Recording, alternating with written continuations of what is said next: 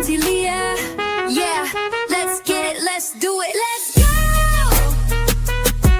Yeah, let's go, let's get it with Auntie Leah. Yeah, come on, let's do it. Nothing better than kicking it with Auntie Leah. Oh yeah.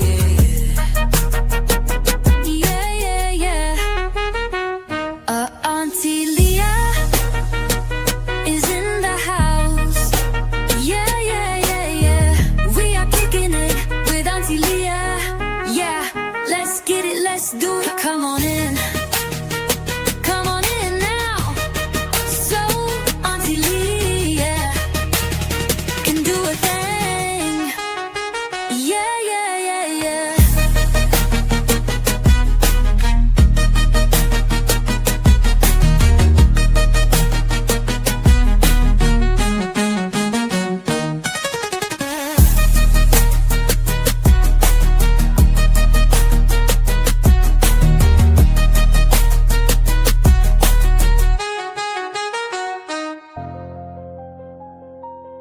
This ain't clout. This ain't views. Salute. What it do? No matter where it leads. Salute. Everybody share the live. Everybody like the live. We're waiting on some more of the family members to come in here. Everybody drop Truth Gang in the comments. Y'all know how we do it. Come on. We don't fold, we don't run, we don't break. Every lie getting exposed in their face. No fear, no silence. We're Everybody share the live. If it's dark, we shine a light. We uncover whatever. We don't stop, we don't quit, we don't bend. We got a good show for you tonight. All the way to the end. No matter where the road take us, we stand 10 I don't know where my other co-host is. We want truth. Come on, y'all. Truth Gang in the comments. Salute, Angela. Salute, Retania. What it do, ladies? Manny in the building. Hey. Feelings, we move our facts. Paperwork, timelines, yeah, we double check that. If it don't add up, then we questioning it. If it's hidden in the dark, we come on, y'all. Everybody share the live. They want silence, they want fear, they want control, they want narratives pushed that we don't Lynette. expose, but we build different, yeah, we cut from truth. We don't buy the pressure, we don't water down proof. We ain't running from nothing but a lie, and when we do hurt, we running towards the truth. No hesitation, no fear in the booth. We tasting like we're breaking through. We don't Asian area. We don't Salute, baby. Thank you for being here. every lie getting exposed in their face. We don't I'm trying to get our other co-hosts in the building. Every lie getting exposed in their face. They quiet when it matter, but we loud for them. Can't Right, he said tears, he we cry coming. for them. Everybody share the live, like the live. But we want truth, we want real name. Ain't no Get healing if the into truth it. here. Salute. Ain't no peace if they Johnson. slide it. They politics trying to twist the Elizabeth story, Green, but welcome, we 10 baby. toes, yeah, we fight for it. Stand on it, no matter where it leads. We just waiting on some more people to come in. No matter what it costs, we showing. Hey. Truth over everything we chosen. Hey, we want the truth. By any means necessary.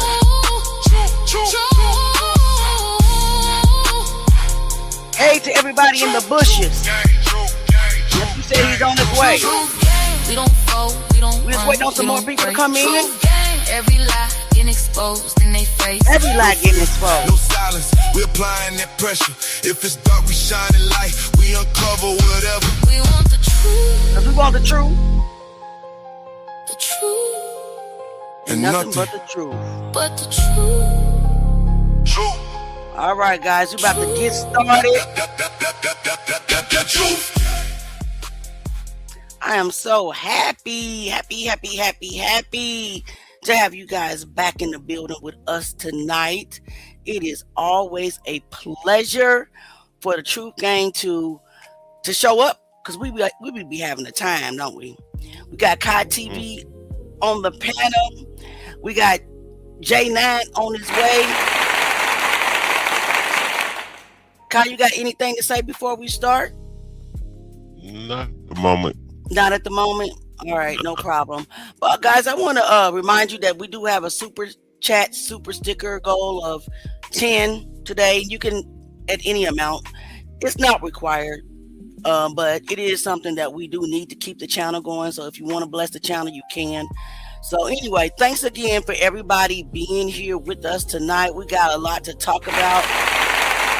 We want to continue to read the medical examiner's deposition in the Kendrick Johnson case. We definitely want to continue doing that because it's getting interesting. All of the contradictions and all of the lies and things like that we need to go over. But I also wanted to kind of hit on the Karmelo Anthony situation. So let's do a little roll call. And if you haven't been here before, hey Terrence, I do have a speech impediment, so that's pretty much the reason why I use a voiceover in my avatar when I do my videos. But as you can see, I am not AI. I am real. I am not AI, and I always show my face, and I always communicate with my, with my supporters. So please stop saying that I'm AI. I'm not AI. All right, so let's do a little roll call. We got Angela in the building. Oh, faith for Angela. We got Monty Berry in the building. Welcome, baby girl. We got J9 on the panel. Welcome, nephew. Hey, Angela started the show off right with a $4.99 super chat. We thank you for always blessing us and supporting the channel. Shout out to Angela. We got old faithful Theo in the building. What it do, baby? What it do? Terrence Lumpkin. What it do? Tasha Randolph. Welcome back, baby. Welcome back. It's a lot. It's people in the bushes that are not talking, but it's okay. Welcome, Elizabeth Green. Welcome. All right, we got Shanaria, we got Lynette Robinson. Thank you guys so much for being here. What it do, nephew? What it do, baby? I can't hear you. Are you on mute? No, I got my little brother in, just walked in. Oh, tell little brother, say hello, and you got that cup. All right, you got anything to say before we start? Kay? I mean, not Kay, Kai or Jay. I have a lot to say, but I'm gonna hold back on it a little bit till later on down the line somewhere. No, you can say what you gotta say tonight. Say what you gotta say. Hey, Ramonda, welcome, and Stephanie Bradley, welcome so much. And then we got Darlene in the building. All of the faithful True Faith members are here. Let's get it. I just want our people to know that when we come and we talk about people, we're only debunking. Mm-hmm. Our goal is not to be going back and forth or trying to go to war with people. But right. One thing we're not going to do is let someone lie. Right. Lie on our name. Correct. And lie to the public. Right. I agree. So with that being said, that's what we're gonna do. So y'all don't misconstrue us going to war with anybody, because we're not. Amen. The only thing we're gonna go to war with is a lie. And Amen. Amen to that. We true gang, so that's what we're gonna stand for. Amen. All right, what up, Kai? What you got to say? I want other platforms to know this. Mm-hmm. 9 times out of 10, we are going to have receipts all the time. Everything. So before y'all come try to sabotage the platform, right? We're gonna debunk the hell out of you. Amen. We ain't gonna be going back and forth with you. None of that. We're just gonna debunk the hell out of you, show the proof, and we're gonna keep moving to our main goal, and it's to get justice and shine a light on people cases that don't get no light shine on it. Right. Amen to that. And it's so sad. It's so sad that even I found Pierre Bradley's autopsy in the case file. It's actually with the deposition. It's at the end. And then I posted a little, story about him because nobody's never really told his story. And then I just kind of brought out how short in time, between the autopsies, 2 autopsies done within a very short amount of time, talked about it, told his story, talked about the conviction, and told everybody to remember his name and say his name. Do you not know that it was some ugly people that came in the comment section saying that I am clout chasing and that Pierre Bradley's death has nothing to do with KJ? What did I say it did? Where did I say it did? In fact, I said specifically that there's no evidence that these cases are connected. The only thing that connect those cases is Dr. Gaffney-Kraft, the liar, allegedly liar, medical examiner that did both of their autopsies at once, all at one time. So those type of people, I just block out because they're trying to basically just stir up mess that I'm not interested in. Right? We can't keep going back and forth like that. I'm just not interested in it. So tonight we're going to start off talking about another young man, and then we're going to get back into our Kendrick Johnson, the medical examiner. And I got a couple of videos of Kendrick that I want to show. But tonight we're going to start it off with talking about the Karmelo Anthony case. Are you guys aware or familiar with that case? Are you guys? What you say, Auntie? Are you guys familiar with the Karmelo Anthony case? Karmelo. Oh, y'all done read a little bit on it. You have? Just a little bit. I just touched on it a little bit. What about you, Kai TV? Mm-mm. You're not in. I mean, that's a kind of a very high profile case that's going on. So what I'm going to do is I made a little video just to tell his story, and I'm going to start out by doing that. I'm going to start out by let's start talking about that first. Don't know why I'm not able to see. Y'all are playing on my top today. I guess, there we are. I was about to say, I guess it's too much stuff up. So let's start out by discussing a little bit about what's going on, because the trial is going on right now. And before I start, I've heard about him. Yes. Before we start, I want to say that I'm not here to bash. At the end of the day, it's tragic on both sides. I mean, it's tragic. Austin lost his life. It is very tragic that Karmelo felt the need to defend himself and had to take a life. So I think that the story should be looked at, just like that, because you got two grieving families. You got one child, Austin's parents and his family, and his twin brother who has never, will never see him again on this earth. And then you have Karmelo Anthony's family who is fighting for their lives for their son.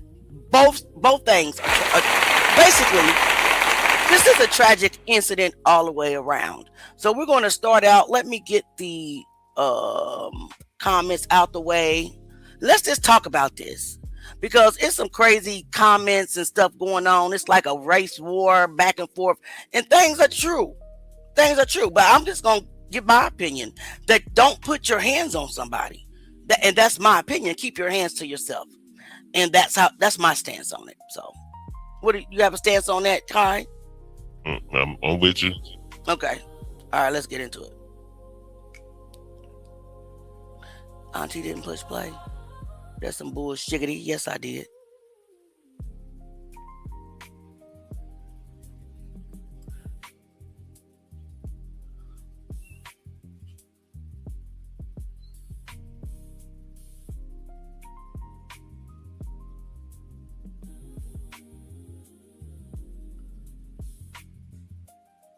Truth Gang, tonight we are going to have the conversation many people are uncomfortable having.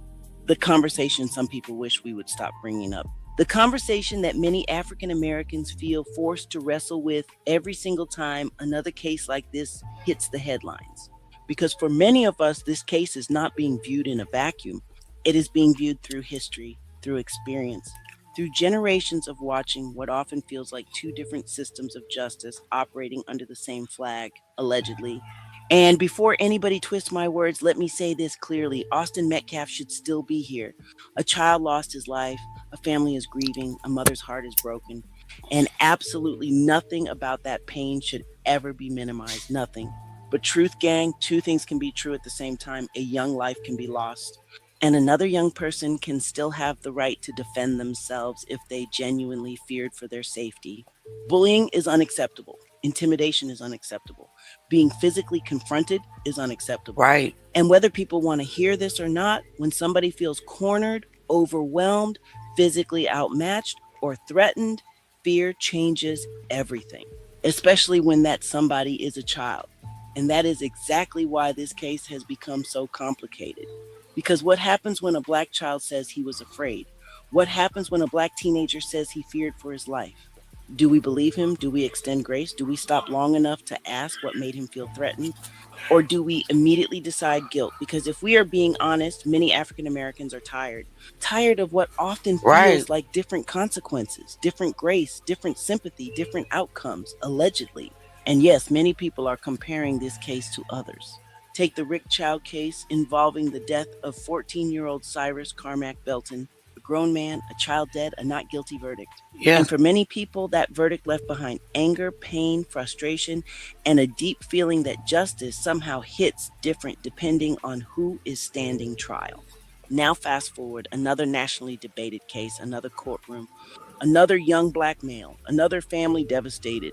And once again, people are asking themselves whether justice will feel the same or different. On April 2, 2025, what should have been an ordinary UIL district track meet in Frisco, Texas, turned into a tragedy that would leave two families forever changed and a nation deeply divided. Two teenage boys, one confrontation, one irreversible moment, one family grieving a son, another family watching their child face life altering consequences. And now, a courtroom tasked with answering the question everyone keeps asking: what really happened? 17-year-old Austin Metcalf should still be here, but it's important for parents to teach their children to keep their hands to themselves. Austin was attending a track meet at Kuykendall Stadium surrounded by teammates, coaches, and fellow student athletes. Friends and loved ones describe him as a teenager full of promise, with goals, friendships, and a future that should still be unfolding. But according to investigators, what began as an argument beneath a team tent during a weather delay quickly spiraled into tragedy. Authorities allege the confrontation began after Karmelo Anthony, a student athlete from another school, was sitting beneath a tent designated for Austin Metcalf's team. According to witness accounts and public reporting, Austin reportedly approached Karmelo and told him to move. Words were exchanged, tension escalated, and within moments, prosecutors allege everything changed, but perhaps this outcome could have been avoided. If Austin had alerted a coach or another adult that Karmelo was sitting under the tent rather than approaching him himself, could the outcome have been different? I think An so. adult could have determined whether it was permissible for an outside student to remain under the tent due to the rain. One would hope that in a moment like this, compassion and kindness would have prevailed, allowing Karmelo the opportunity to briefly shelter himself from the rain. But let's continue. According to police reports and the arrest affidavit, Karmelo Anthony allegedly stabbed Austin Metcalf once in the chest. One wound, one irreversible moment. Despite emergency efforts, Austin later died from his injuries. And just like that, another family's world changed forever. A mother, a father, friends, teammates. A school community left, trying to understand how a disagreement at a school sporting event ended with a child never coming home again. But here is where the divide begins. According to public court reporting, Karmelo Anthony allegedly admitted to the stabbing at the scene and reportedly told officers, "I was protecting myself." Authorities also reported he allegedly stated, "I'm not alleged, I did it," while maintaining Austin had allegedly put his hands on him first. Now, Truth Gang, ask yourself something. If someone immediately says, "I was protecting myself," should we not stop and ask why? What made him afraid? What made him feel threatened? What happened beneath that tent that the public still has not fully seen? Because for prosecutors, this is a murder case. They argue Austin Metcalf was unarmed. Some argue that deadly force was unnecessary, but is that necessarily true if someone is allegedly being attacked by more than one person? However, it is important to remember that these are allegations and nothing has been proven in a court of law at this time. And according to courtroom reporting, prosecutors are expected to argue Karmelo Anthony escalated the encounter and may have already had his hand near the knife before violence erupted, but we can't confirm that as a fact. That is the state's position, but the defense tells a very different story. From the beginning, Karmelo Anthony's attorneys have argued this was not murder, this was self-defense. According to the defense, Karmelo Anthony reacted out of fear during a rapidly escalating confrontation. And context matters. The defense says Karmelo Anthony reportedly stands around 5 feet 8 inches tall and weighs approximately 130 pounds. They also revealed Karmelo reportedly suffers from epilepsy. Then came another layer. According to defense arguments and supporters of Karmelo Anthony, tensions escalated involving Austin Metcalf and his twin brother, with Karmelo allegedly feeling physically overwhelmed, threatened, and outmatched during the confrontation. Prosecutors dispute those claims. But Truth Gang, let's be honest, fear changes people fast. And split-second decisions happen when somebody feels trapped or threatened. That is why this case has become so polarizing, because depending on who you ask, people are seeing two entirely different stories. One side sees murder, the other sees a frightened Black teenager trying to protect himself. Then came the legal fight. In June 2025, a Collin County grand jury indicted Karmelo Anthony on a first-degree murder charge, officially moving the case toward trial. Because Karmelo was 17 years old at the time, Carmelo, Texas Leah, law allows Carmelo. him to be prosecuted I as hate an when adult. she And mispronounced if convicted, the words like consequences me. could change his life forever. Before trial even began, controversy erupted surrounding bond. A judge reduced Karmelo Anthony's bond from $1 million to $250,000. Conditions reportedly included house arrest, GPS monitoring, adult supervision, restrictions on social media, and no contact with Austin Metcalf's family. That decision sparked outrage from some, while others argued due process still matters, even when emotions run high. Then came trial day one, and immediately two completely different narratives collided inside the courtroom. During opening statements, prosecutors reportedly described Austin Metcalf's death as unjustified. Collin County First Assistant District Attorney Bill Werski reportedly told jurors this case had nothing to do with race and argued video evidence would help explain what happened beneath the tent that day. Prosecutors called a forensic video analyst as one of their first witnesses. Jurors reportedly watched enhanced surveillance footage frame by frame. But here's what stood out.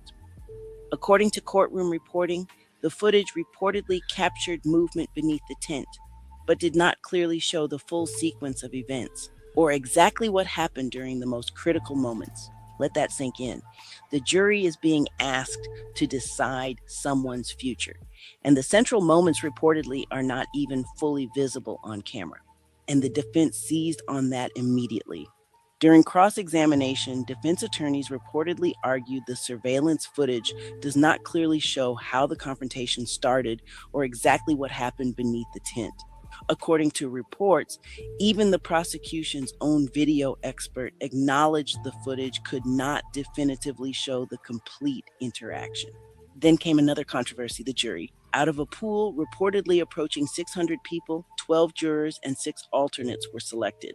Yet according to courtroom reporting, not one Black juror made the final panel, not one. Defense attorneys challenged the prosecution's removal of qualified Black jurors through what is known as a Batson challenge, arguing concerns over fairness and representation. But the judge allowed the strikes to stand. And for many people, especially African Americans, that raised immediate concern, not because guilt or innocence should be determined by race, but because trust matters, perception matters, Right. confidence in the justice system matters, especially when communities already feel unheard. Then came jury questioning. Some prospective jurors reportedly admitted they struggled with the idea of sentencing someone so young to life in prison. He looks like a child, several reportedly said. One prospective juror allegedly stated, one mistake, one argument, one conflict, you can't say he's a bad person. Prosecutors also reportedly questioned jurors about whether race could influence their decisions. One juror allegedly responded, "I don't know if I feel right putting a brother in jail." Truth gang, before opening statements, before testimony, before all the evidence had even been presented, the courtroom was already wrestling with race, fear, punishment, youth, bias, and justice. Now the courtroom becomes the place where facts must matter more than headlines, more than rumors, more than social media, more than public outrage. Because beneath every headline are real people. A family grieving Austin Metcalf, another family watching their teenage son fight for his future, and a courtroom now responsible for answering the question the internet already thinks it's solved. What really happened beneath that tent? Was this murder, or was this a frightened teenager defending himself in a moment that spiraled out of control? And Truth Gang, here's the hard question many people are afraid to ask out loud. If the roles were reversed, would this case feel different? Now, that's an important question to me.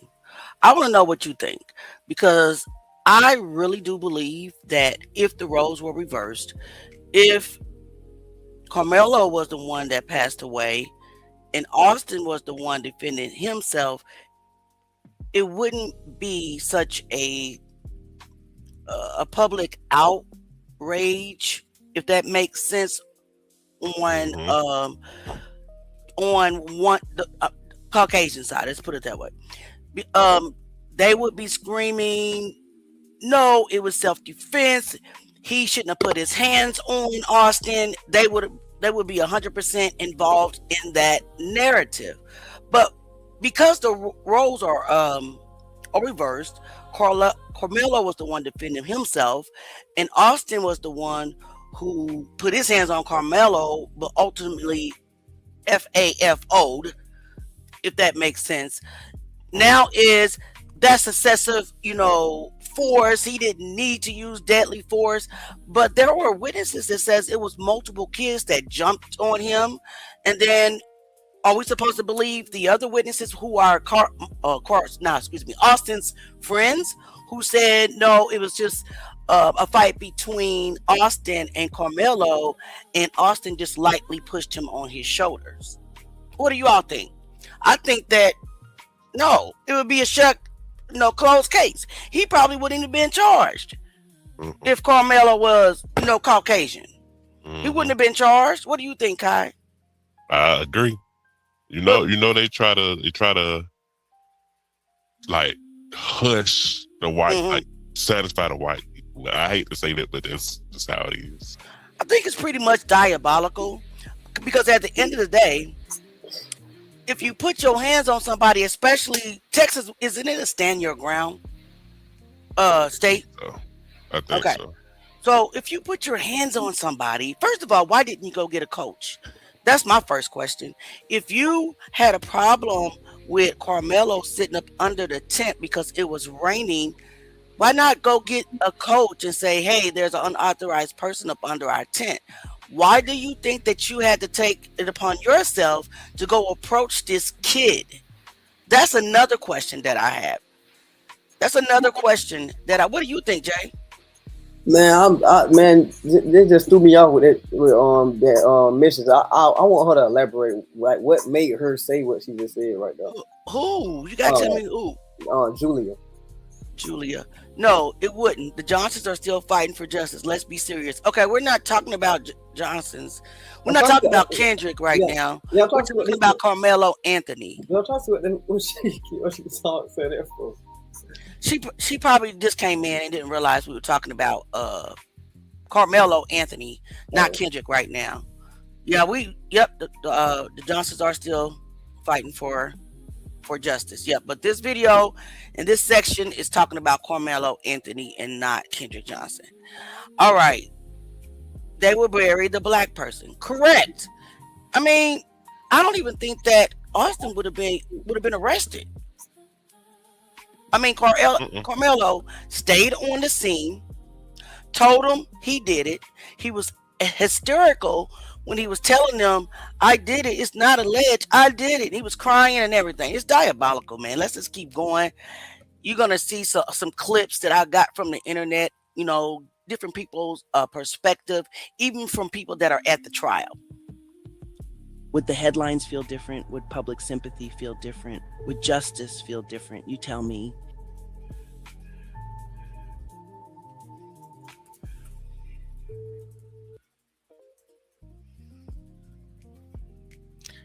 Hey, Clarence, good to see you, nephew. Karmelo Anthony should be swinging from a tree outside this courthouse. Listen to this. Karmelo Yes. Anthony should be hanging from a tree. He wants to reestablish race relations in this country so that we can get along. Tensions were high today for the Karmelo Anthony case, who is on trial for the alleged unaliving of Austin Metcalf. We love our black youth. They deserve protection too. So, excuse me if I use colorful language like Karmelo Anthony needs to be swinging from a tree. Our people are being hunted by your people. Are you serious? Wait a minute.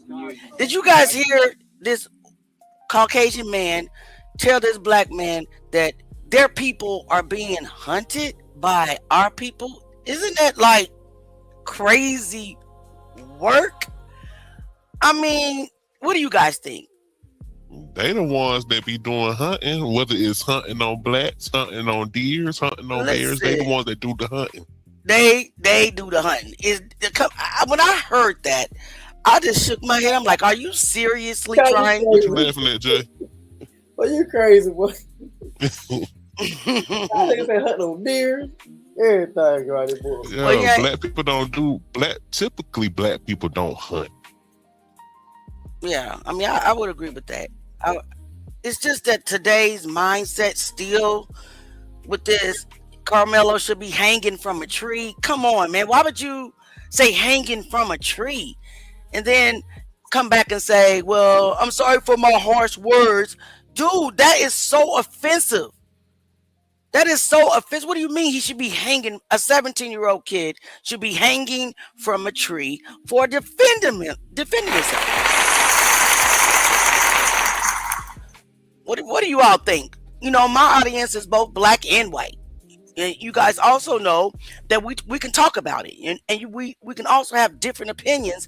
And it's okay on this platform. So drop your questions. We'll get to reading some questions here in a minute. But let's keep watching this. This is diabolical. The unaliving of Austin Metcalf. We love our black youth. They deserve protection too. So, excuse me if I use colorful language like Karmelo Anthony needs to be swinging from a tree. Our people are being hunted by your people. It's the other way around because for years and years and centuries, white people have killed black people. You deny that? Like have hung black people in trees. Like you said, have enslaved black people, have incarcerated black people. I think it's victim culture. Victim culture. Okay, so too much. listen, what is victim culture? I say that again, Kai. Do it again.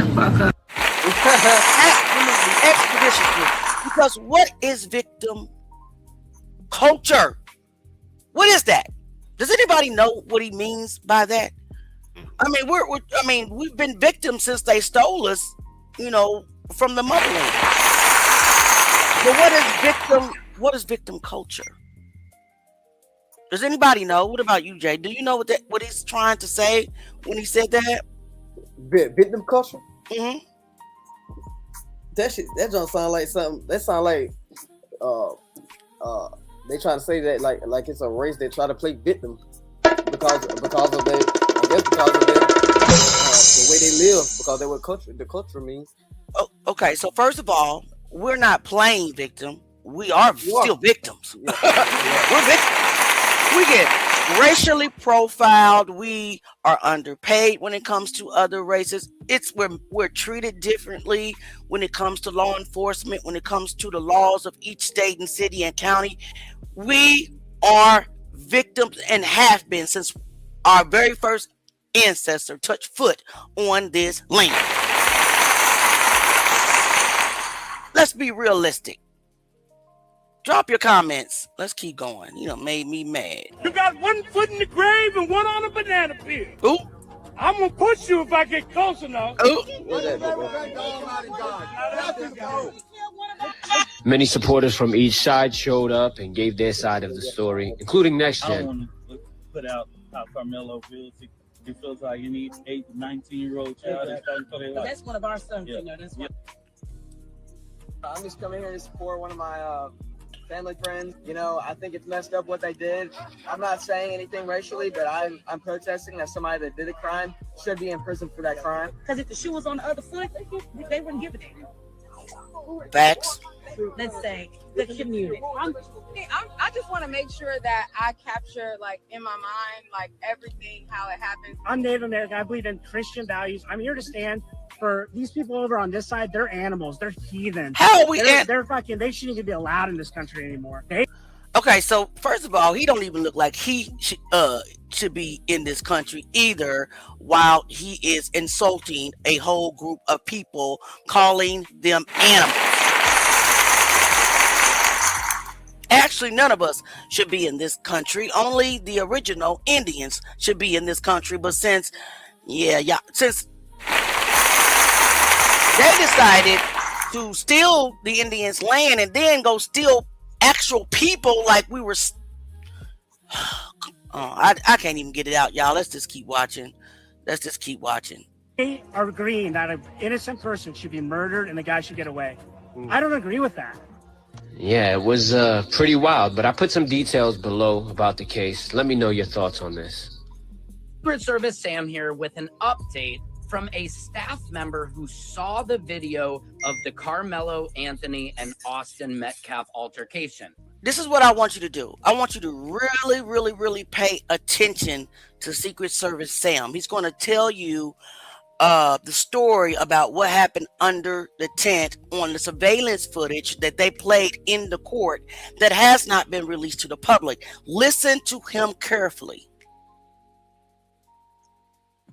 He says the video is very clear. You can even see the raindrops.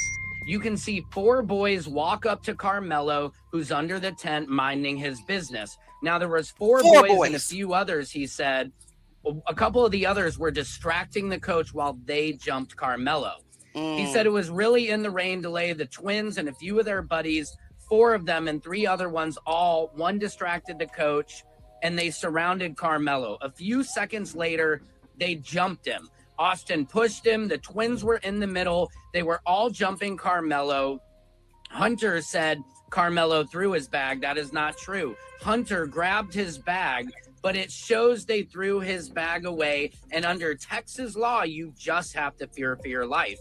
They start hitting Karmelo. Karmelo tried to get away, but Austin pulls him in by the hoodie, he says, and they pulled him back under the tent. Austin then put him in a headlock. Karmelo got away, and then you see Austin grab his chest.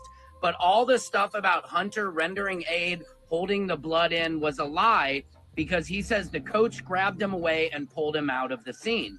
Now, also on Fox 4, the staff member was saying they edited the photos of Karmelo to make it look like he had no injuries. But in the original photos, you could see his injuries. Karmelo had welts on his face, on his neck, and you could see locks of hair missing. I will keep you updated on this highly contested trial. They're saying they played the 911 footage in court today, and they were saying that they don't know which way this one will go. As you know, I will keep you updated as more information comes in. Secret Service Sam out, Samson for president of the world. Okay, so you got the prosecution who is arguing, and they've rested their case. They rested their case Friday, I believe. So now it's the defense time, and we'll keep up with that. But the prosecution is saying that it was only between Austin and Karmelo. But witnesses that are not biased said no, it was 4 or more boys who were jumping Karmelo. So what do you all think? If someone was jumping you, I mean, aren't you afraid for your life? Wouldn't you try to get free or get away by any means necessary? I'm about to put that on somebody's tail. Exactly. I ever get jumped, I'll stand a fade, one-on-one fade. But if you jump me, the kid, the gloves is off. If you jump me, gloves is off. I mean, let's get to some comments real quick. Gabrielle says, I want to know why none of the big black news media is speaking on this. I think a lot of people are speaking on this. Which one do you think is not speaking? Big black news. I didn't even know that there were maybe sometimes some topics are too controversial for their pages, so they try not to speak on those topics. I think, but I also feel like a lot of stuff that be out like in the news, they don't have they try not to have to where it be too much access to information on certain some crimes too. Mm-hmm. And so they might put it out there, but it ain't too much a person can go for, you know what I'm saying, from the limited information that they put out there. So right, that could be a big thing too. Yep. Retania says, wait, my bad, it was Osiris. I got their names mixed up. It's okay. Retania says, of course it would be self-defense. It would be, no question. We would be protesting, to have to make, trying to get them to charge Austin if the foot, if it was the race was switched around. Okay, Retania says they would bury the black person. They definitely would. And what's so sad, even more sad, is they charged Karmelo as an adult. He has no priors. He was a good kid. I posted a video of him today. Just, his family, showing him raw in his normal form. He wasn't a thug. He grew up in a 2-parent household. He was a suburb kid. He was into sports. I truly believe in my heart, and we just have to wait, to see the outcome, but we know how that is as well, because another big issue is, guess what? The jury has no black people on it. It's an all-white jury. So how is it a jury of his peers if it's an all-white? Anybody want to read some comments? I can't hear you, Jay. Gabrielle said crazy word. Yep. Mr. Neal say justice system isn't for blacks, period. Unfortunately, that's what it looks like. Texas is stand your ground. Yes, Texas is stand your ground. So wasn't he standing his ground? I mean, I don't know the laws of Texas, or is it because he was under the tent of a different team? Is that not his ground? Is that how they're trying to play this? Guys, let me know. I think it would be very different. What's wrong with leaving people alone? And no charges would be filed by now. This would be a closed case. Team Karmelo, absolutely. Terrence says, well, if you look at history, it's always been like this. White kills black man, nearly no. But white kills black man and nearly no justice, but black kills white is punishment to the fullest extent of the law. I agree. Baby girl, it's okay, Julia. Hey, nephew, I'm glad you're here. You probably gone by now. And Darlene says, because they are emboldened by the present state of this country. I agree. Gabriella says, didn't they say Austin beat his daddy and his mom? Who said that? Who said that? Who said that? God. You got the sound bites tonight. Why don't you read these comments so we can finish up with this video and get to the Kendrick Johnson segment of our live. Black people are often demonized in cases whether it's self-defense or not. That's facts. Right. I agree. If Karmelo had killed Austin, the case would be closed by now, right? Yep. Yes, please share the live and like the live, everybody. Please, we appreciate it. We would love to grow our audience. And if you can please support the channel, please support the channel. You can send stars, super chats, super stickers. We also have Cash App and PayPal. They are the ones hunting. I agree. Because some of these white people are racist and it shows the system isn't for us. I agree, Julia. He said it. It came from his heart. Hang him from a tree because that's how they really feel and that's what they really believe. What do you guys got any comment, commentary on that? Because I thought that was so diabolical to say. Kai, you got anything to say? I don't know. I can't hear you, Kai. Hey, Gene. I'm so sick of all the racist people in this world. They make me sick. I agree. I was trying to say if Austin had killed Karmelo, it would have been a closed case. I agree. Go ahead and read, Jay. Are both of y'all on mute? Are y'all paying attention? I think I'm on the panel by myself, y'all. Anyway. Trump need to keep getting all the ass out of here. And do. The problem is that they think killing us is normal, and it has been to them for the longest. So when we decide to stop running and fight back, it goes against their delusional laws. We are not Martins, we are Malcolms, but any means necessary because we don't bother them. It's not in us to do that.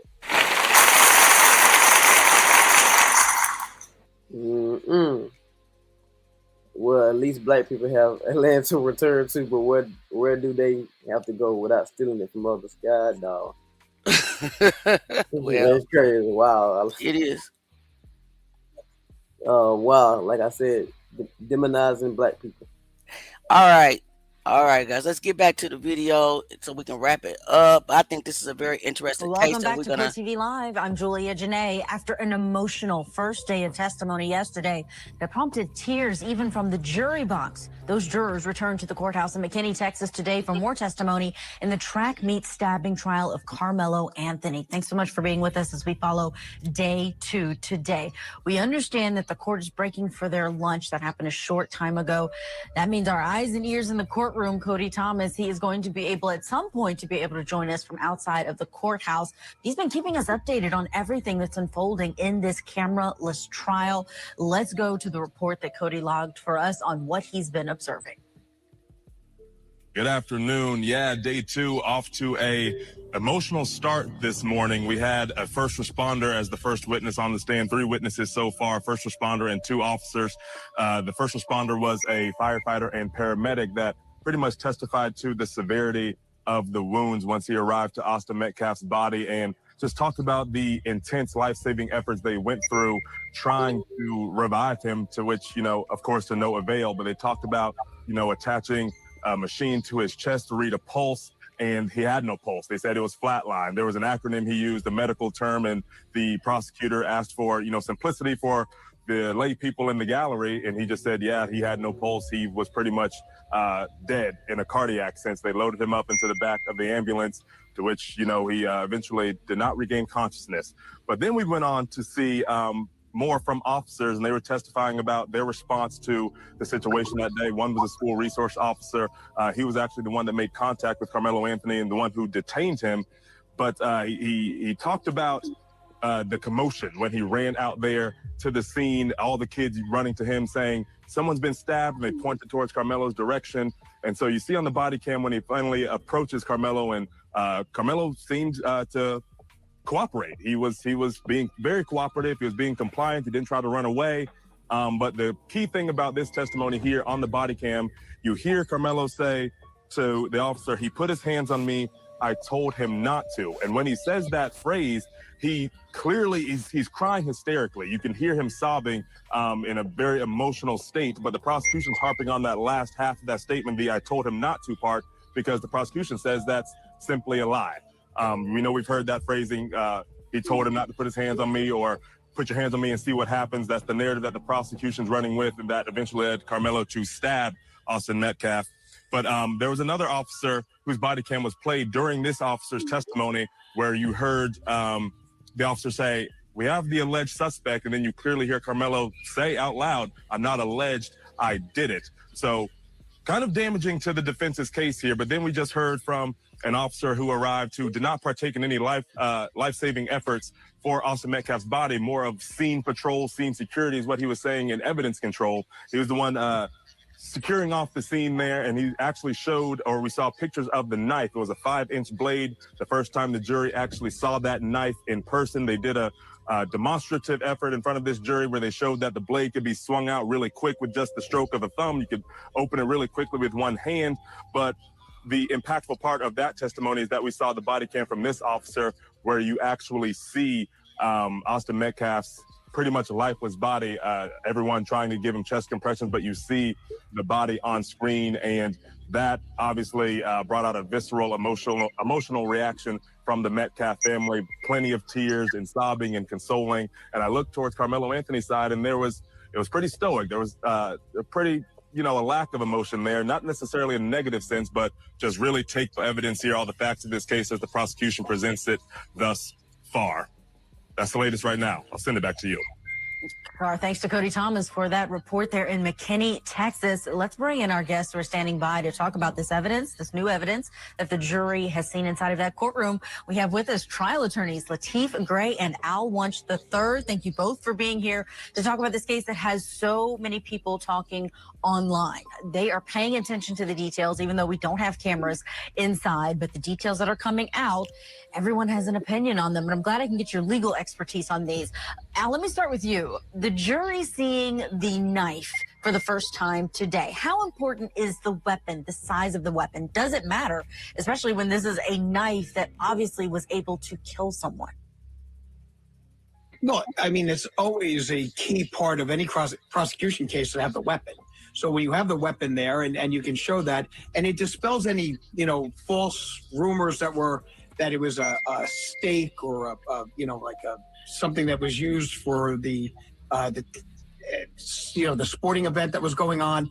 This is a knife. This is a knife that is a dangerous knife. And this is a knife that should not have been at a sporting event for a high school team. Perfect. Right there. Gray, weigh in as well about that knife. What did you think about hearing that it's a 5-inch blade, that it was folded out at the point that the officers were able to preserve it? Talk about that part of it and whether or not that makes a difference when it comes to this case being self-defense or murder. Well, I think it does make a difference in the fact that you have a 5-inch switchblade. This is not. I'm kind of confused on the murder charge. I mean, are they trying to say that he went there intentionally to unalive Austin? That does not make sense to me at all. Wouldn't it be at most like involuntary manslaughter or something? Guys, let me know what you think. Let me know what you think in the comments. Not what we would consider a utility knife, which a lot of people keep with them, that has a little blade, a bottle opener, things like that. So the big question is, what was this young man doing at this track event with this type of knife that it seems like he brought it maybe for his particular purpose? So that's the big question as to what he was doing with this type of knife, which is not what we usually see people walk around with on a daily basis. Yeah, we keep hearing that question. Why did he have the knife?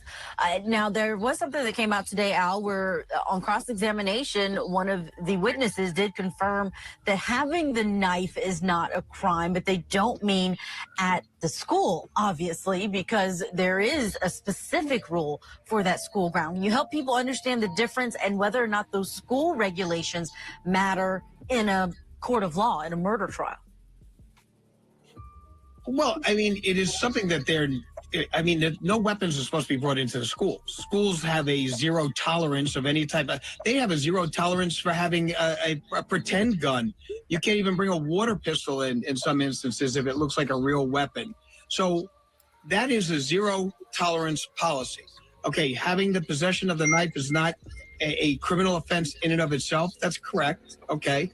But it's a school event. He's a student. He's there. He's got a knife, 5-inch switchblade, which, I mean, we all agree is not the type of thing you would need under any circumstances at a sporting event. And he used the knife. So, whether or not it's legal to have it, it doesn't matter. Okay. It shouldn't have been there, and it shouldn't have been used, and it shouldn't have I'm going to taken the use life it of that. if people are jumping me. 17-year-old kid.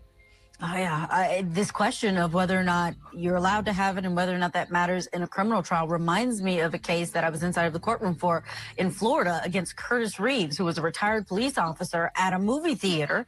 There were signs on the movie theater doors that said, "This is a no weapon zone." He had his weapon. He fired it in self-defense. The jury did acquit him of murder and killed another man who only had popcorn in his hand.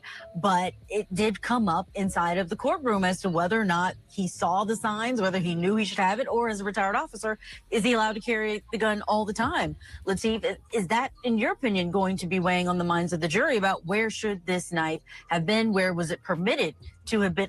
Or again, does it matter at all because this knife was used in a way that killed someone? Well, I will say I'm this. sure that's something that All right, let me let Lateef weigh in, Al, and then I'll let you react to it. All right. I'm sure that's something that the jury will consider, but I think we all know law trumps policy. So if it's not against the law, like I said, it's something that the jury will consider, but I don't think that will carry the day for either side at the end of the day. Al, what do you think? Law trumps policy? Yeah, law does trump policy, except that, and let's keep this in mind. This is in Florida. Okay, that was the most ridiculous verdict I've ever heard in my life that happened with regards to a guy who throws a couple of, assault and buttery, I called it, and he ends up losing his life in a movie theater. All right, this is Texas. I am confident that they're going to be a lot smarter jury, and they're going to be looking at it facts-wise as to what was going on, as opposed to some ridiculous verdict out of Florida. Let's look at what the school resource officer on the stand today. This was, of course, a big moment. This is someone who would have arrived right after. And here are some of Cody Thomas's notes from inside watching that testimony. This witness, Eduardo Cortez, he was a school resource officer. He described the arrest of Karmelo Anthony. He said an adult pointed out the suspect and said, "That's the guy. I called him towards me. I patted him down. I had him raise his arms and ordered him to walk with me along that fence line. He obeyed me. He didn't try to run away. I turned on my body-worn camera, had him place his hands behind his back, and had him detained." The thing that most shocked me was that a student brought a knife to a track meet, and this witness agrees that that alone was unprecedented. Then on cross-examination, this witness agrees that Karmelo Anthony was emotional, said the knife is under 5 inches, actually, not prohibited, it's not illegal, not a crime. So that's what I was mentioning there of this witness. I got a question, fam. Why do you think that he did bring a knife? Do you think that he was being bullied? He experienced some type of, bullying in the past? Do you think that that's the reason that he brought the knife? Obviously, he brought the knife to defend himself in case something happened. So could it have been some racially provoked incident that happened to him before at a track meet? Let me know what you think in the comments, guys. Let's talk about it. You got anything to say, Jay? Kai, he had to I guess he dropped down. He was trying to fix his mic. Most times it be like that. It be because something happened and it made them afraid or cautious, Right. Right. I agree. Theo says he said 5-inch switchblade. It says he had a 3.5 inches knife, which is legal in Texas. All right. Hey, Eda May, the beefcake. Gene Shaw says they can't charge him with first-degree murder because those boys started a confrontation. It wasn't premeditated because he warned him to stay away from him. He'll probably get probation, if anything. I mean, yeah, I don't understand. Like, are they trying to say just because he had a knife in his bag that it was premeditated? Can y'all hear me now? Yeah, we can hear you. I don't know what the hell going on. I've been talking, just been talking. Come on. What I feel, I know a lot of kids walk around with knives now. Not saying that it's right or wrong, but it's kind of the norm for these kids now. And most of the times not, it's a result of some form of bullying that they encountered. So they feel like they got to protect themselves. I agree 100%. Because kids these days are just I don't know. I don't know where this generation come from. They are just quick to try to hurt somebody, and they don't care about your age. They don't care about your sex or anything. They just don't care. They have a I don't give a F attitude. And in my opinion, Austin or Hunter, whichever it was, that approached him, that was bullying to me. Because first of all, it was raining. So what is the problem with him sitting up under your tent for a minute while it's raining? I don't know. I don't know. Terrence says, at some point in time, you just got to level the playing field. I agree with you 1,000%. It that way. But that body camera footage, Lateef, it was played inside of the courtroom today. That is always really important for jurors to see as much as they can. And here, they get to see the body camera not of days later when police catch someone, but right after it happens, this school resource officer is on the scene. Right, and the body-worn camera presumably captures some spontaneous statements, excited utterances made by Mr. Anthony in the moment of the event while it's still on his mind and heavy on his heart. So oftentimes these body-worn cameras, which capture the aftermath of the incident, are best evidence because they capture things that are said and things that are done before anybody has time to consult with an attorney and develop a defense to what the particular charges are. Al, what do you think about the weight of that body camera? Because I do want to add some of the notes that we're getting from the courtroom that you can hear on it, a handful of crying students. One child yells out, "That's my best friend, that's my brother," while crying and trying to come at Karmelo Anthony is our understanding of that moment. I mean, there's so much sobbing when it comes to these children and the trauma that they're going through. And you're also hearing that sobbing in the courtroom. And this is something that is very compelling evidence, I would think, for these jurors. Absolutely. But you know what I didn't hear? They were trying to kill me. I was feared for my life. I had nothing I could do. I had to do this to be able to get out of there because they were going to take my life. They were going to kill me. They were going to beat me to a pulp. I didn't hear any of that.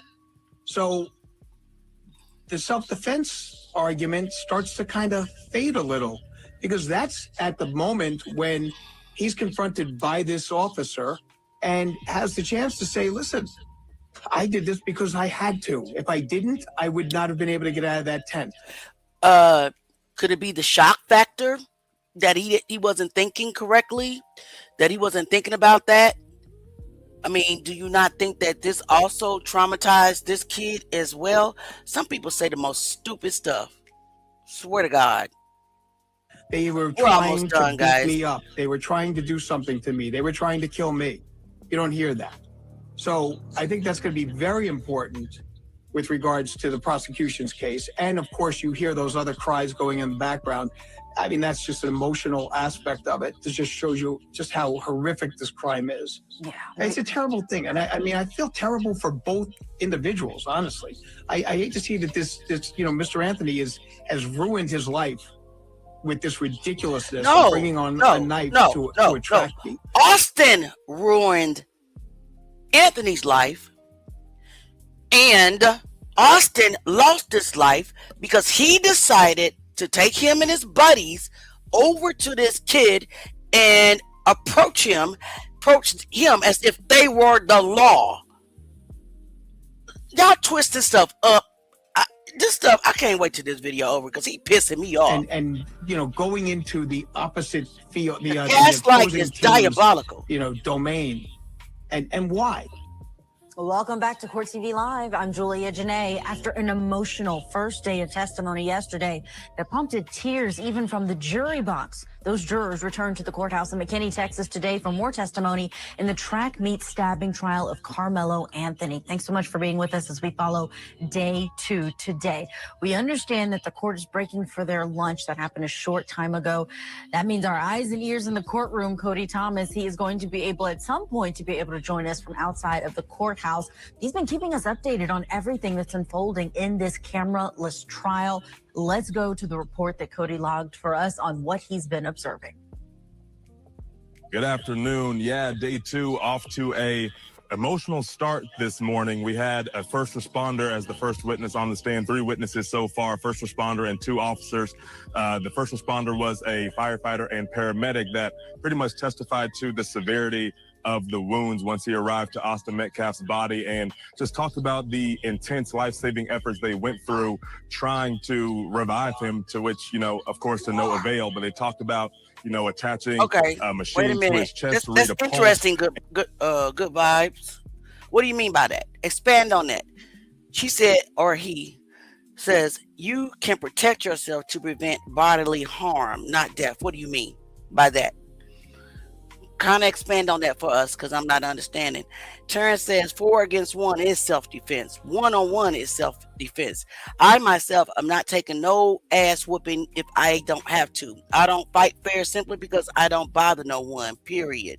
Gene says, if y'all ever encounter a situation like this, don't ever volunteer to speak to the police. Speak with lawyers first. You have the right to remain silent, even in a situation like this. Keep quiet. I agree.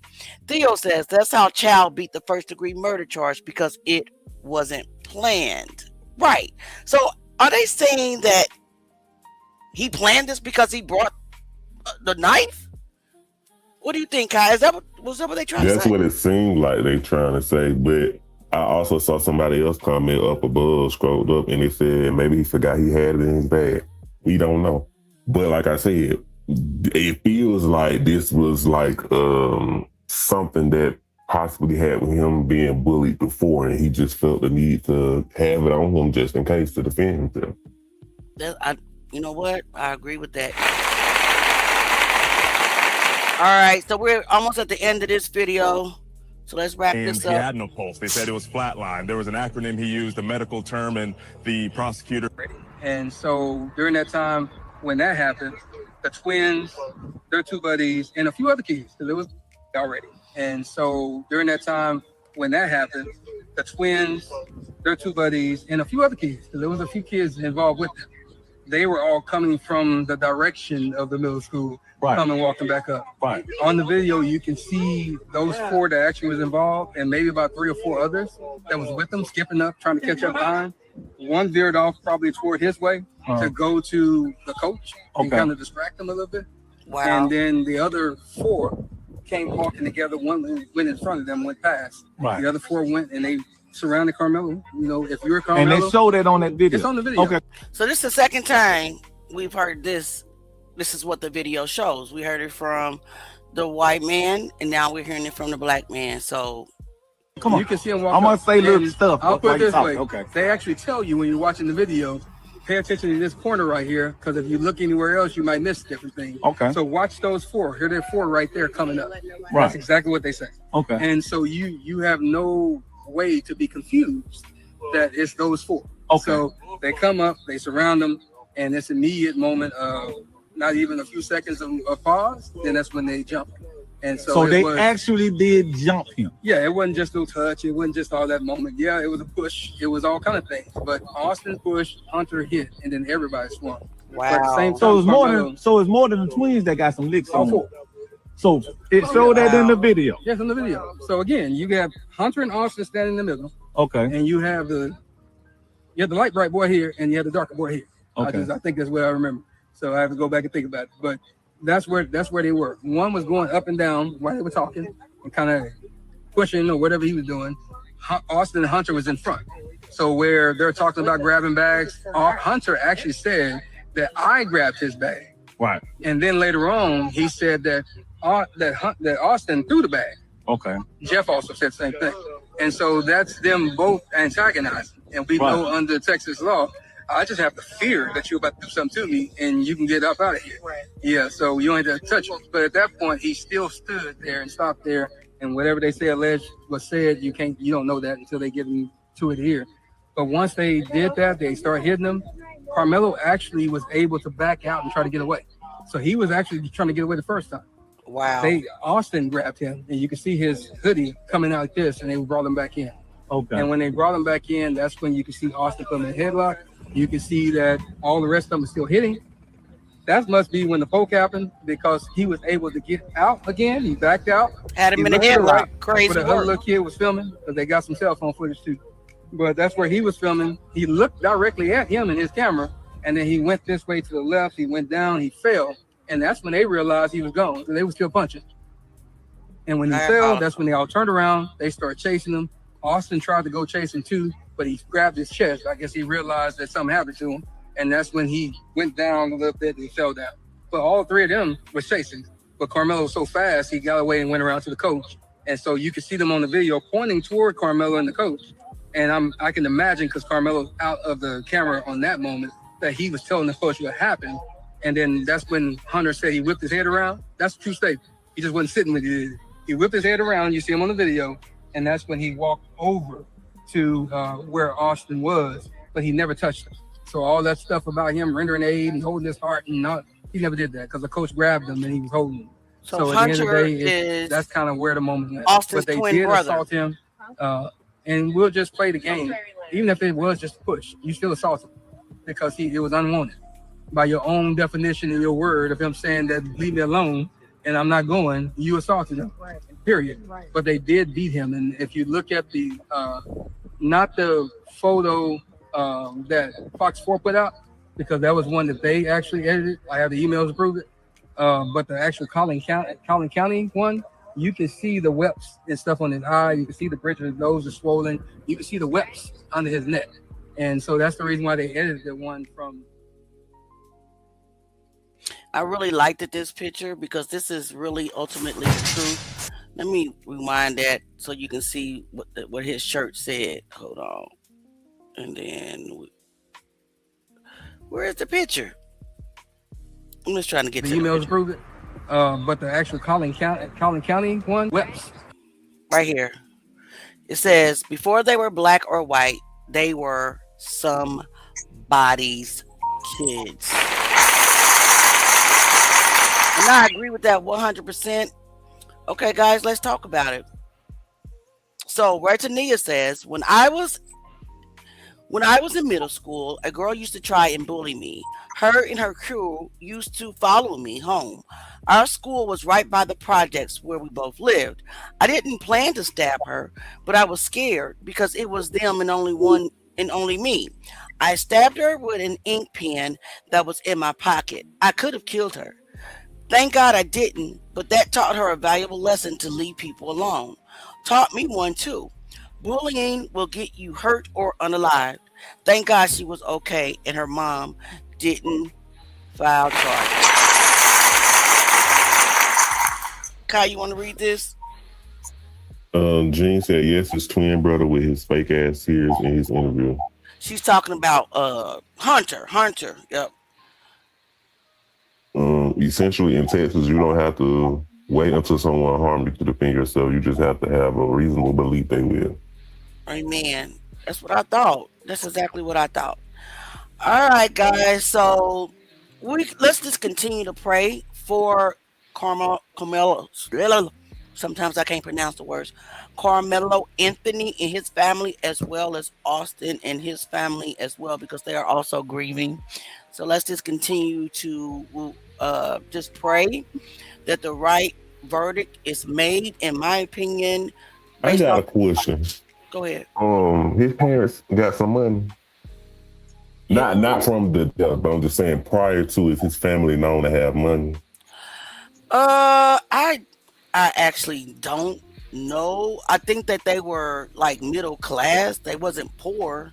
Well, they probably know somebody that knows somebody that knows somebody higher up, because I'm asking that because I have never been called to be on jury duty until like these last couple of years. Last 2 years, I've been called twice to be on jury duty. And the process of how it goes, if nobody ever been selected before, you go, you get the letter in the mail, they say you got to come to the courthouse, and then you go up there and it's a bunch of other people there too, waiting for the people to choose you. And so basically it's the defendant's attorney, and then the other person's attorney, and also the judge. And then they start asking you questions about, where you work, how old are you, and all that kind of stuff. And then they go deliberate, and that's how they select the people to be on the jury. Interesting. So that's why I was asking, did his parents or his family come from money, or do they know somebody? Because I feel like they got some kind of connect with the judge and whoever else was in that courtroom that day when they were selecting the jurors for it to be an all-white jury. Okay, so are you speaking of Austin's family or Carmelo's family? Austin, they probably got money. Yeah. Yeah. They I was probably speaking about do. Austin's family, yeah. They probably do got money. I am going to just play this one video. If you don't inbox me, because this video is on Facebook, and if you are inboxing me, it's going to pop up, and if you're a source, you will be exposed.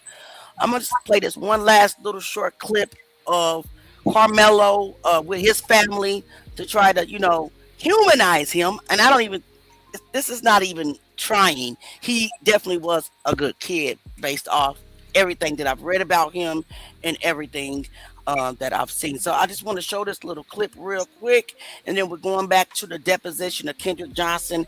It is one piece of footage that I want to show that we can talk about before we start reading. That's the cruise going on? Yeah, there's a cruise going on. That's freedom of the sea. I got him, Kayla. I got him. I got him.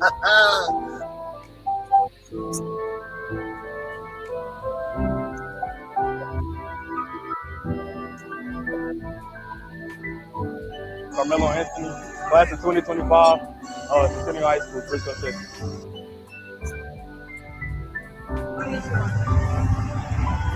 Yeah, but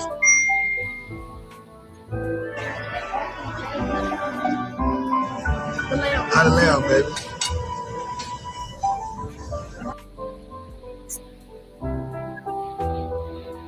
A young child. He wasn't a thug. He wasn't a gangbanger. He wasn't somebody on the street.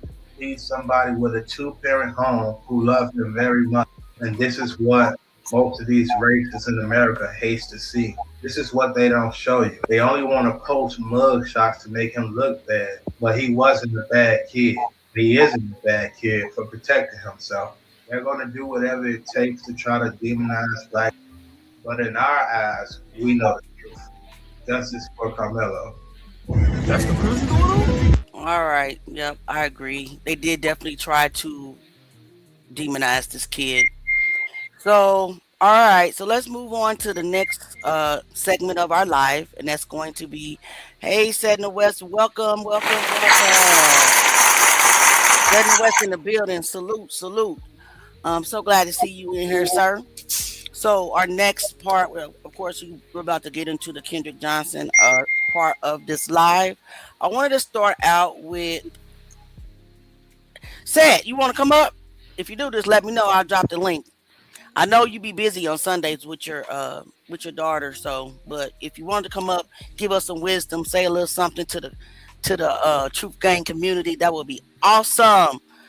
You are Jag. We would love to hear from either one of you, to be honest with you. But if you can't, I definitely understand. So let me pull up this hallway footage. I mean, I thought this footage was diabolical, guys. Real diabolical. Now, I had it up. Now stop playing with me today. I had already found it. There it is right there. Just let me choose this StreamYard and stop giving me problems. Share. Here we are. Definitely want to take a look at this. All righty. Let's get into it. The Kendrick Johnson case. Students in a dark hallway at Lundy's High School. Yo, Truth Gang, what the hell is going on in this footage? I see students, not staff, but students walking to and fro in a dark hallway, appearing to be entering either the locker room / wrestling room. I don't know for a fact. But yo, this footage right here is weird. Why are you guys walking in the dark? What do you know? Allegedly, what did you do?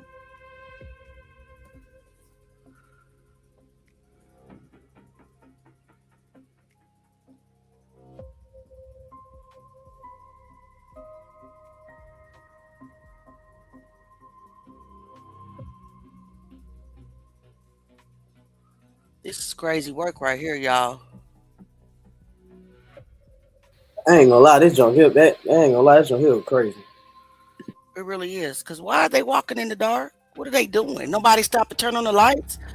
I certainly don't want to walk down a dark hallway.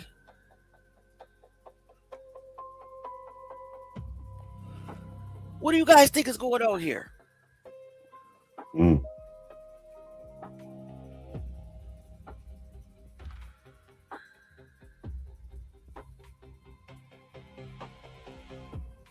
And you know there's students they have on shorts. Staff members I've never seen in shorts.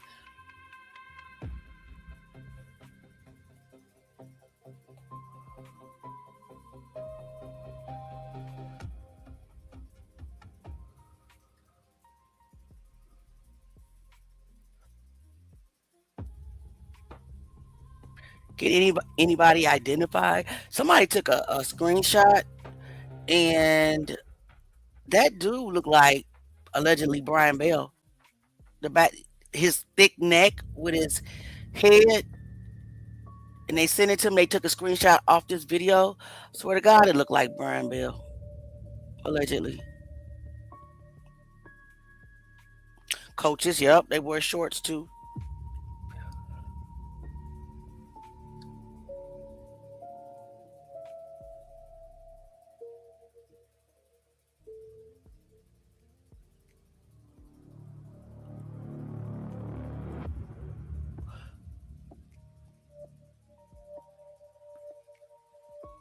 Yes, Terrence, something's going on. Because this right here doesn't make any sense.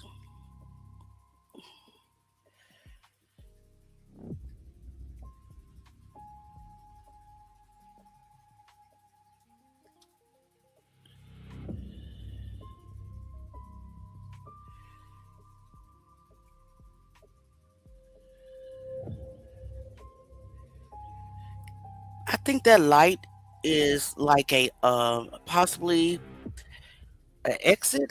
You know how those exit signs? I don't know what that light could be. Maybe. That's what I was thinking. It was like an exit sign. Okay.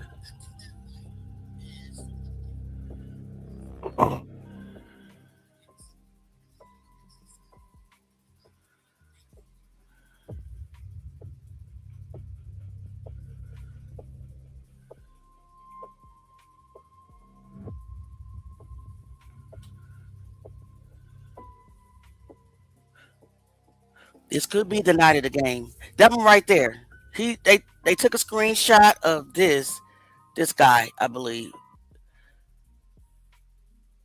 And the silhouette, I'm gonna slow it down a little bit, did look like it could possibly be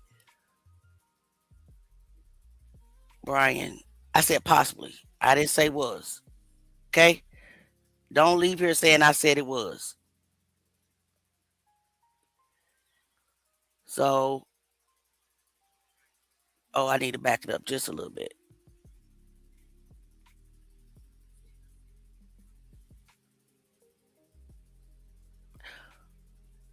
I guess I didn't back it up. I don't want to back it all the way up. We want to get to the reading of the deposition. But I wanted you to see his silhouette.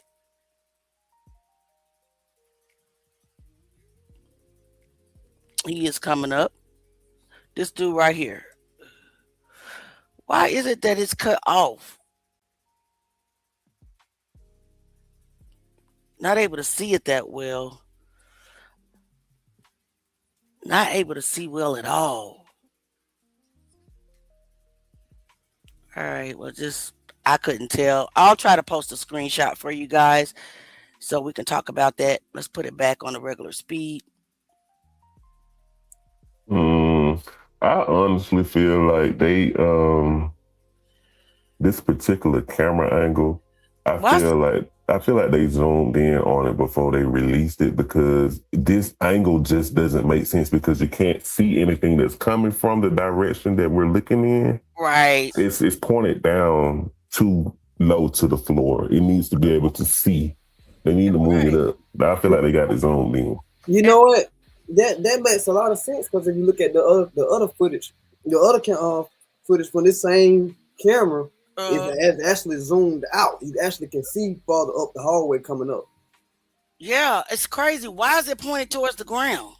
They was messing with them damn cameras. And did somebody, like, I know somebody had to oversee the cameras live, or what's the point of having surveillance footage if there's not a room for a certain individual to sit there and monitor the cameras live?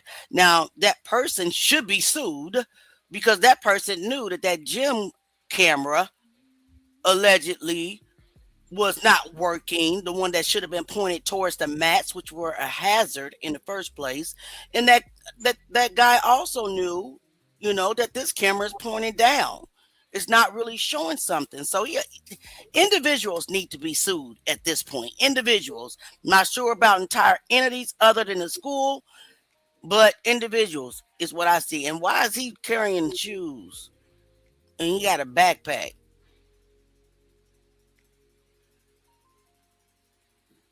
I guess. And now he's no longer carrying the shoes. Y'all saw that at the end, right? He had shoes going, but didn't have shoes coming back. Weird behavior. Let's take some questions. Let's Nia say no shoes on. Who didn't have no shoes on? I think you can see that though. I think you can see one. I saw Is that the one? I saw another comment that said the same thing. The one that was walking with the shoes in his hand? Is that what you're talking about? Somebody didn't have no shoes on. I seen a comment that said that a while back. Connie says the boy in the blue shirt is the black boy. What black boy? You talking about Carl Jackson? Terrence says that person has on shorts. The white lights may be a door opening. Maybe. Could be. Mind you, this camera I believe is by the old gym in the cafeteria. All right, guys. You guys ready to read? Terrence said, I guess he went and put his shoes in the mat. But they didn't look like KJ's shoes. I mean, that would be interesting unless they, photoshopped it, and swapped the shoes out. I don't know. Jaws shirt with black socks. Jean said, can she send you a screenshot? Yes. The lovebirds. Connie, you a mess. What do you mean the lovebirds? Then you talking about it's a female and a male in the video walking? Is that what you mean? Let me know. All right, guys, let's get to the deposition now. Let's get to reading. Y'all ready? I'm ready. Where is it at? Lord have mercy. Let me go close some of these pages. I suppose that's the reason why it's not coming up.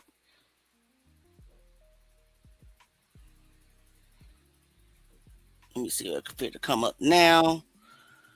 I guess if you have too many windows open.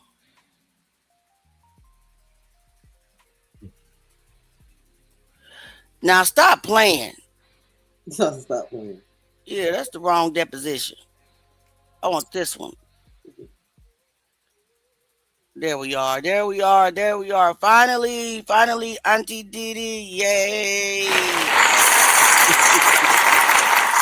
All right, so this is where we stopped. We left off last time. It is an answer, so I think it's only right that we Kai read the question so Jay can read the answer so people can understand what we're talking about. 24. And this report that you have just read, what is it entitled or how is it? Well, it's a division of forensic science, GBI State of Georgia official report. That's the title of it.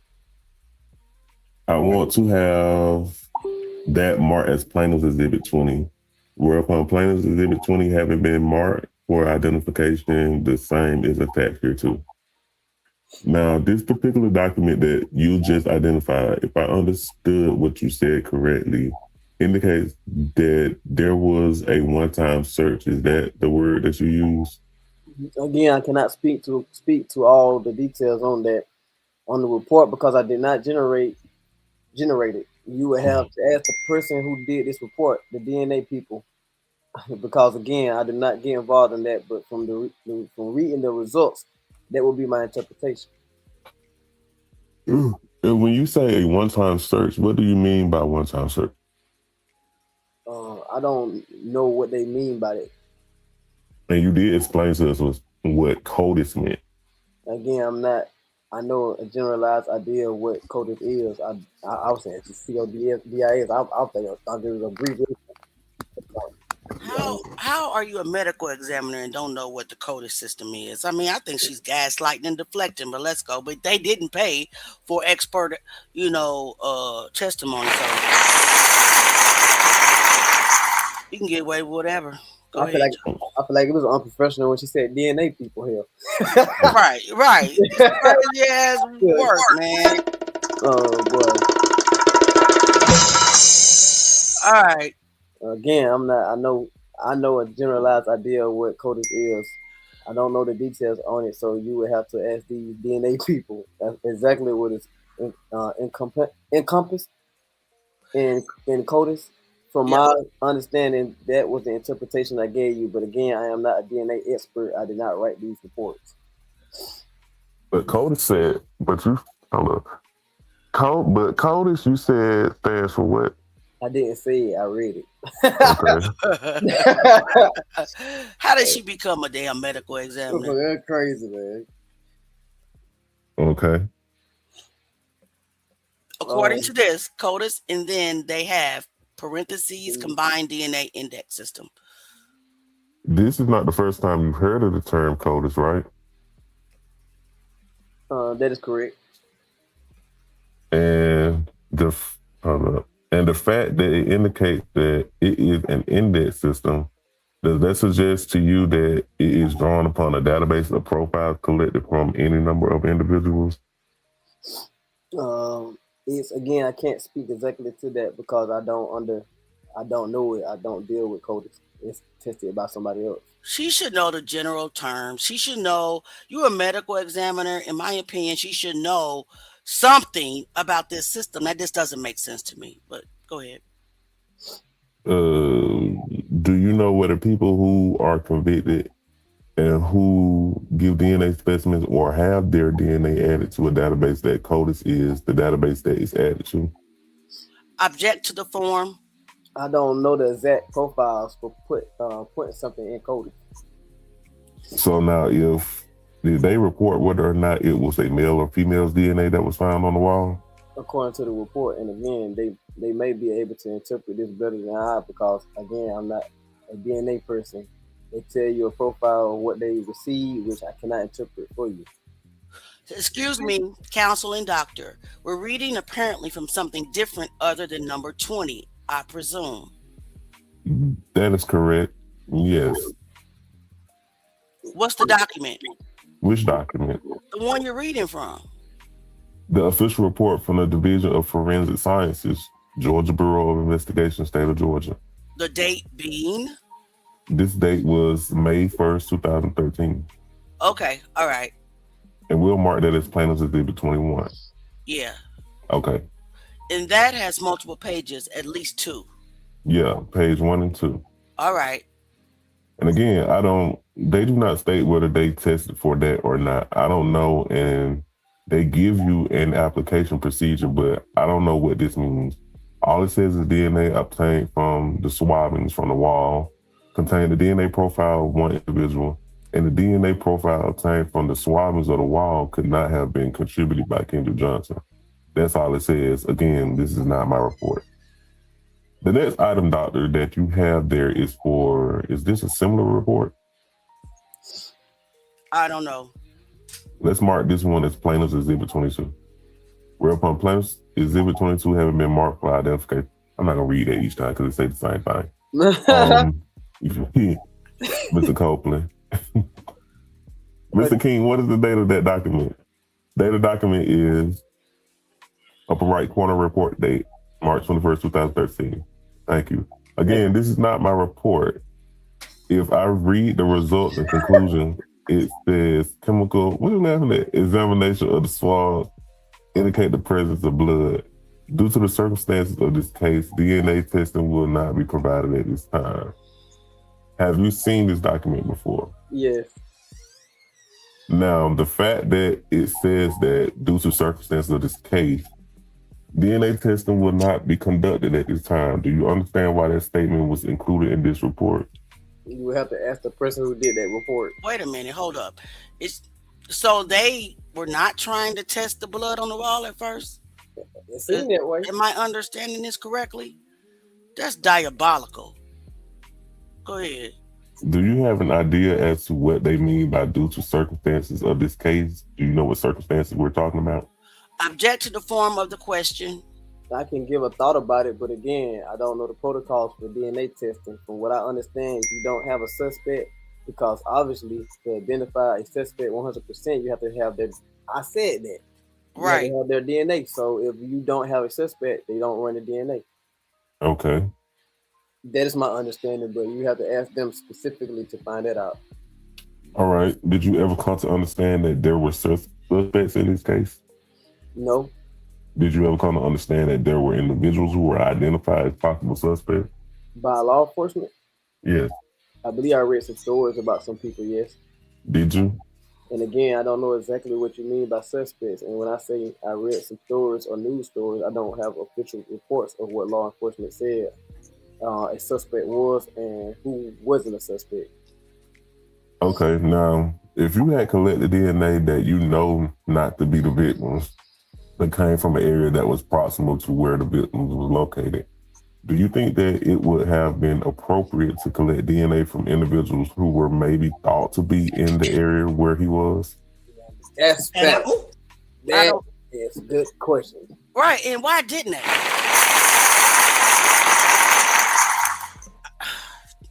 Why didn't they? They just were half-assing this investigation. It actually wasn't an investigation at all, but let's go. Jay. Number 13. You are well, very far out of my realm. I'm not law enforcement. I can't answer that question.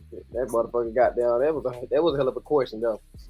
Whereupon plaintiff's exhibit 23 having been marked for identification, the same is attached here too. Plaintiff's exhibit 23. Can you identify plaintiff's exhibit 23 for us? Plaintiff's exhibit number 23 is not my report. It is a report, official report. Division of Forensic Sciences, Georgia Bureau of Investigation, State of Georgia. It is a report generated by toxicology. Now this was done at my request, but this is a toxicology result on the liver that I submitted for Kendrick Johnson's autopsy. Would that be dated, Dr. May 19th? Actually, no, that's March 19th, correct, 2013. 24. I asked you if you can identify plaintiff's exhibit 24. I could read it to see what it says, but have you ever seen it before? Probably in my preparation. Well, I've seen it in preparation for this case just recently. And what do you recognize it to be? Well, according to the heading, it's from the United States Department of Justice from the United States Attorney's Office. It is a letter to Rodney Bryant at his office. It basically says enclosed are 4 slides taken during the GBI autopsy performed on the remains of Kendrick Johnson, which you gave us last week. Thank you for your assistance. Okay. That document, Mr. King, I do not have a copy of. May I take a look at it? I'm going to hand you what has now been marked plaintiff's exhibit 25 and ask if you can identify that for us. Yes, plaintiff exhibit number 25 is actually a copy of emails that basically I was informed by my office administrator that is that Zimes? Yes, Ms. Zimes. Ms. Zimes from the U.S. Attorney's Office General. The U.S. Attorney General's office would like to meet with me regarding Kendrick Johnson's case. My office administrator is asking me what time will I be available. The signs, autopsies included the same, and she's going to be in Macon next week. She's going to be there for some work unrelated, and she would like to meet with me, and she gave a time of when she would like to meet with me. And then I basically forwarded all the emails to Don, what though? Dietrich. Just say Dietrich. Dietrich? He just got some hell of a name and spell right. Crazy. Let's look like Diet Rich. I would actually pronounce it that way. Who is part of GBI law office and just basically asked what I am allowed to meet with her because I fall under the GBI, and she stated yes, I could meet with her. And so when you met with Ms. Zimes, do you recall what you discussed? The autopsy of Kendrick Johnson. Do you have any recollection as to whether or not there were any developments that came from this meeting?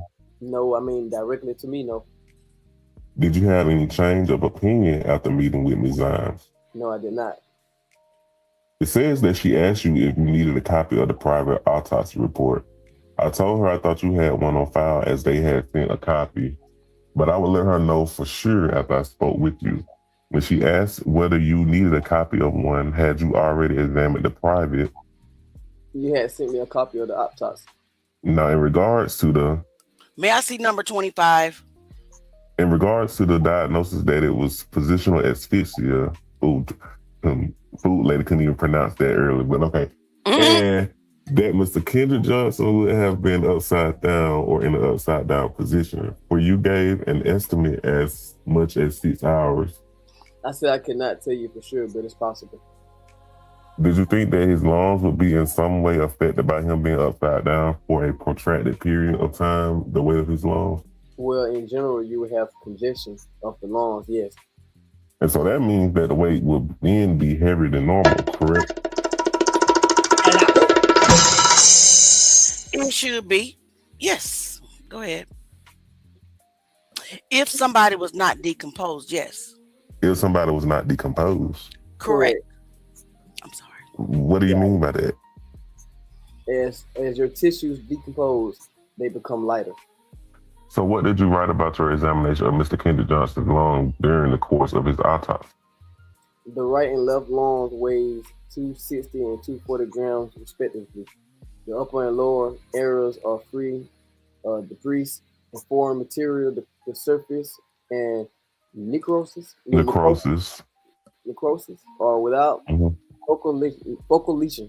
The pleural surfaces are smooth, the lungs are normally formed. The parenchyma. But you smart, you know that. Both lungs without obvious consolidation of focal lesions. Man, I'm about to let you read the rest of it. The pulmonary arteries are free of thrombi. Under histology, I wrote the lungs show, I can't say it either, decomposition changes for the autolysis, decomposition changes for the lungs, and then under internal examination body cavities, all body organs are present and normal. And anatomical positions, variable congestive decomposition changes are present and increasing degree inferior to superior. So again, with regards to the weight of the lungs, you have reported weights that are considered to be normal for a person his size? In a non-decomposed state. In a non-decomposed state. Correct. In other words, if I were to right now get on my head and you were to weigh my lungs right now as I assume that position, that would be, you would expect to find my lungs as being of normal weight. Right immediately, yes. So if the individual was killed and then put in an upside down position, what would you expect the weight of the lungs to be at the time, right after he is killed, as well as hours after he has been taking his last breath? Object to the form, but you may answer. She ain't want her to answer that. Yeah, no. Yes, I mean, you would have to tell me more about the body. How are you going to tell somebody to tell you more about the body that you doing an autopsy on? That. Girl, shut the fuck up. Expeditiously. But also, why was he so decomposed? I mean, honestly, when we look at the autopsy photos, his face and neck are really what's really decomposed. I wouldn't even call it that was decomposed. I just think that's just trauma from what he experienced. The rest of his body looks like a normal body that hasn't been decomposed yet. Right. And then when they open them up and you look at the organs, they were not decomposed. So I don't understand why this lady keeps saying that. And then why would he be so decomposed? Did you not refrigerate his body? Yeah, I wonder if that question gonna come up. Like, why was it? What I wonder is the question gonna come up. What is the normal time for decomposition for a body? You see what they did? It's like they was doing it on purpose. They left him in that mat in the gym for over 6 hours after he was found. They didn't call the coroner. Remember? So it appears that this was done intentionally. And then when, according to the FBI file, when Bill Watson wanted to store Kendrick's body at a local funeral home, then the Valdosta Police Department, who was not over this investigation at all, it was Lowndes County's district. That was supposed to be over this. They inserted themselves and said, no, we can get approval to store him at our morgue. So first of all, why would Valdosta Police Department insert themselves? And two, did y'all not refrigerate his body? Because none of this is making sense. You should not be entering to advanced decomposition in 3 days. It just doesn't make sense. Let's keep going. Oh, I see it. I see that. Where we at? 8. Yes, I mean, you would have to tell me more about the body. Is the body decomposed? Does the body have natural disease to begin with? Was the body physically active prior to the disease? In general, being in an upside down position causes congestive changes of the lungs, but when you decompose, your organs in general become lighter. That's a fat decomposition. Okay. And as I mentioned, he had no intravascular blood in his body. So if I can't get blood out of his arteries and veins because he's so decomposed, that is crazy. But how? Like, right. Okay, so we saw blood on the crime scene, right? But that was not all the blood in his body that was on the floor. Exactly. There had to be way more blood that was on that, in his body that was on there.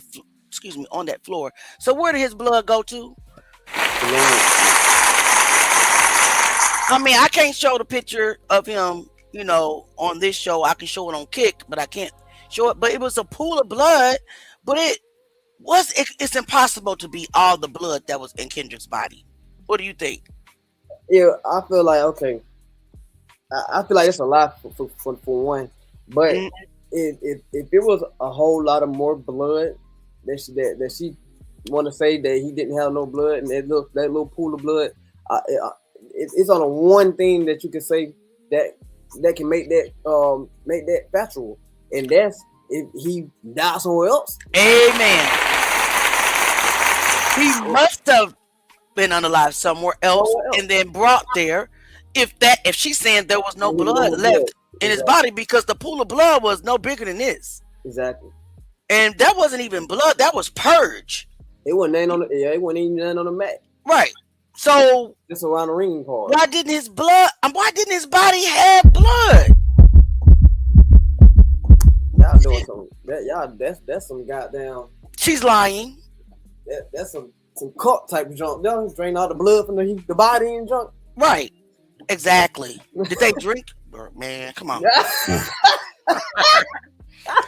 Some stuff ritualistic BS goes on like that. That's crazy. There's really vampires out there that drink, and I ain't talking about the movie type vampire, but people that really do rituals and drink other people's kids' blood to stay youthful looking. So let's go. That sounds so crazy. You had finished reading yours? Okay. Did you determine what stage of decomposition he was in at the time that his body was discovered on that Friday morning? Did you make when he was first discovered? Yes. Just by viewing the photographs, I could not examine the body. I did not examine the body at that time, but just reviewing the photographs. So you're not in position to answer that question. Correct. But if he was in a state of decomposition, his lungs would have begun to become lighter. Correct. But you're testifying that when you weighed his lungs on the day of the autopsy, they were of normal weight for a fellow his size.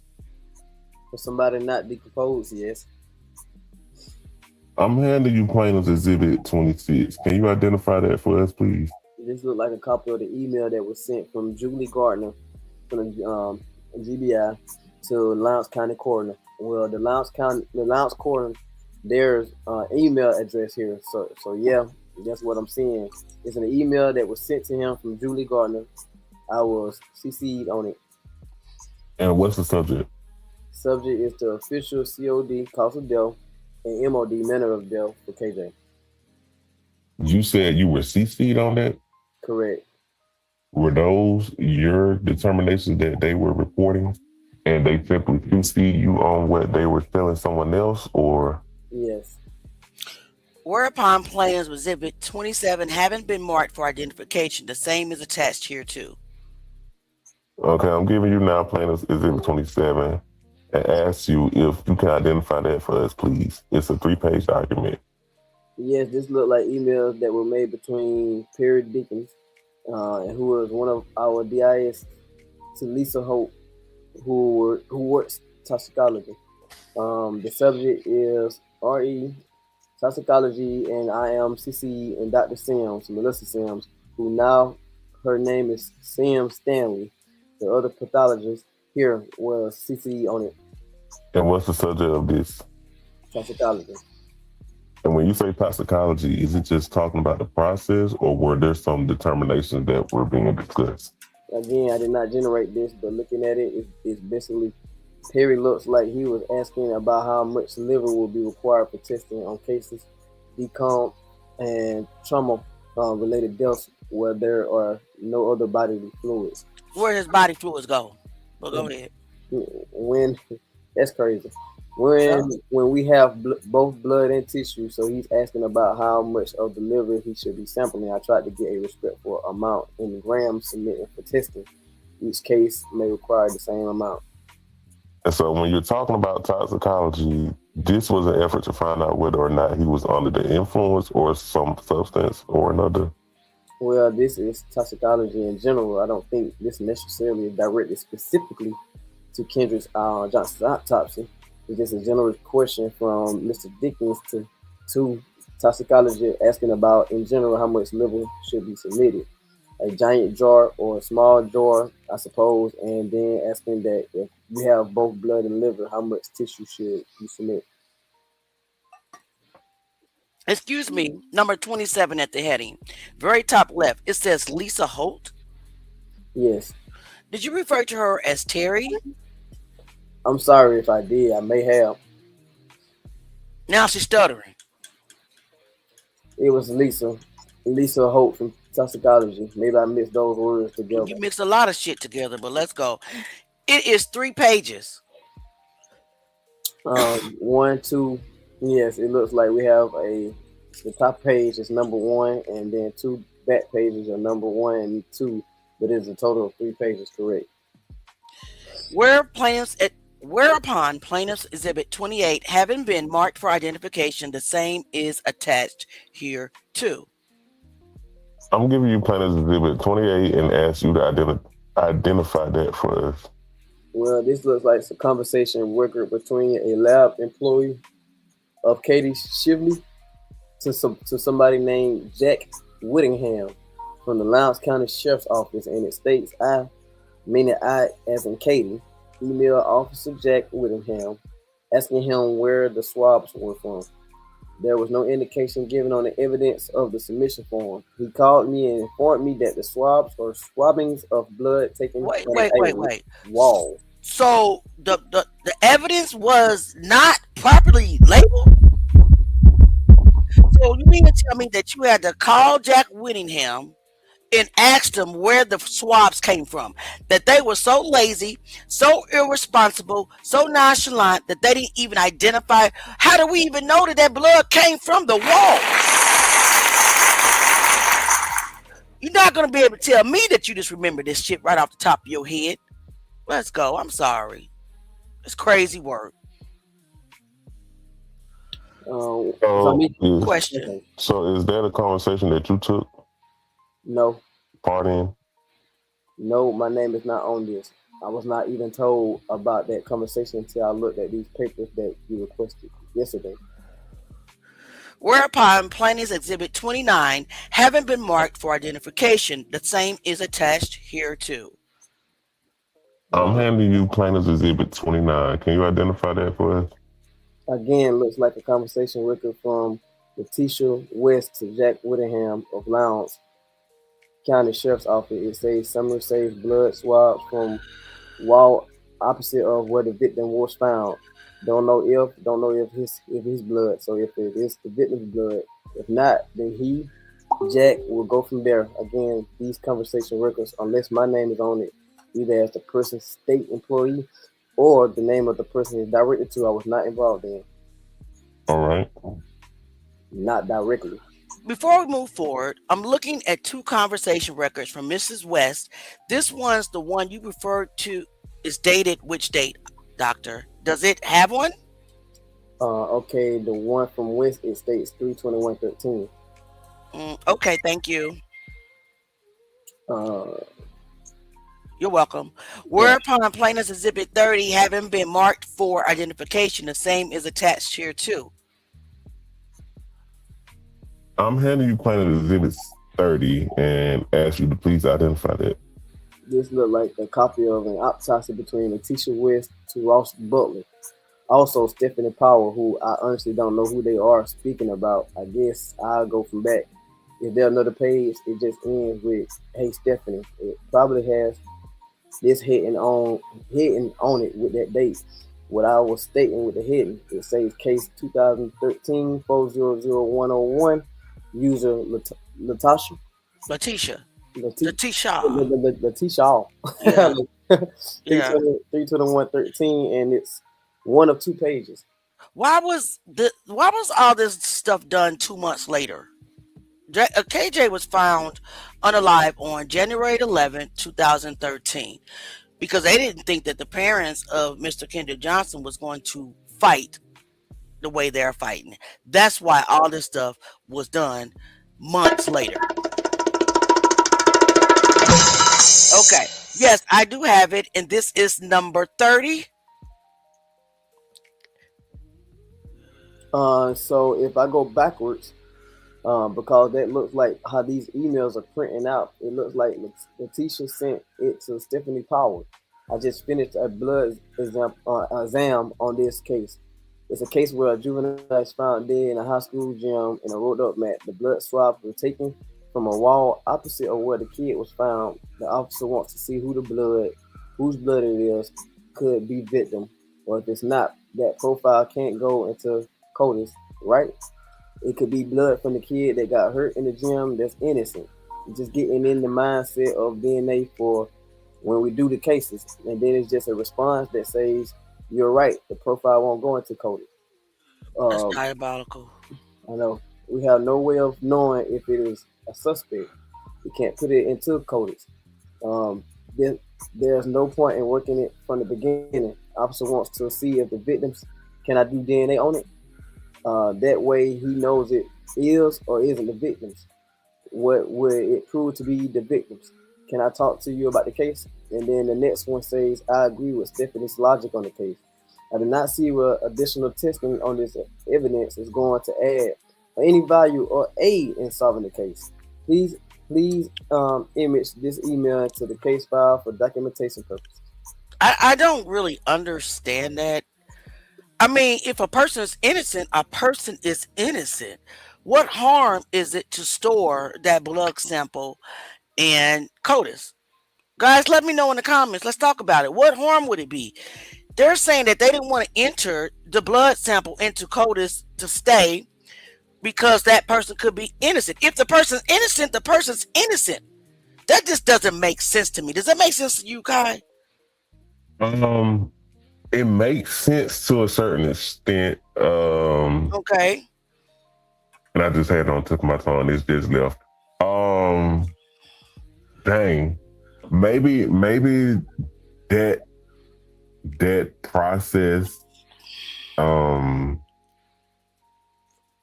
I guess because it's kids involved, maybe they have to get minors.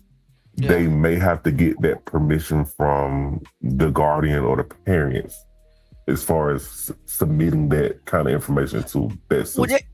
Well, then seek permission. Don't just...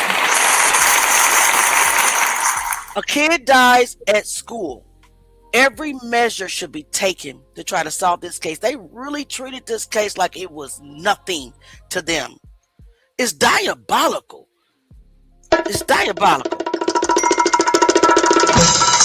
Let's go. I'm sorry, guys. This pisses me off. She's a liar, and all of them, everybody in Lowndes, in Valdosta, Georgia, every person in law enforcement, they all are negligent. But unfortunately, they probably have to be sued individually. I don't know. Let's go.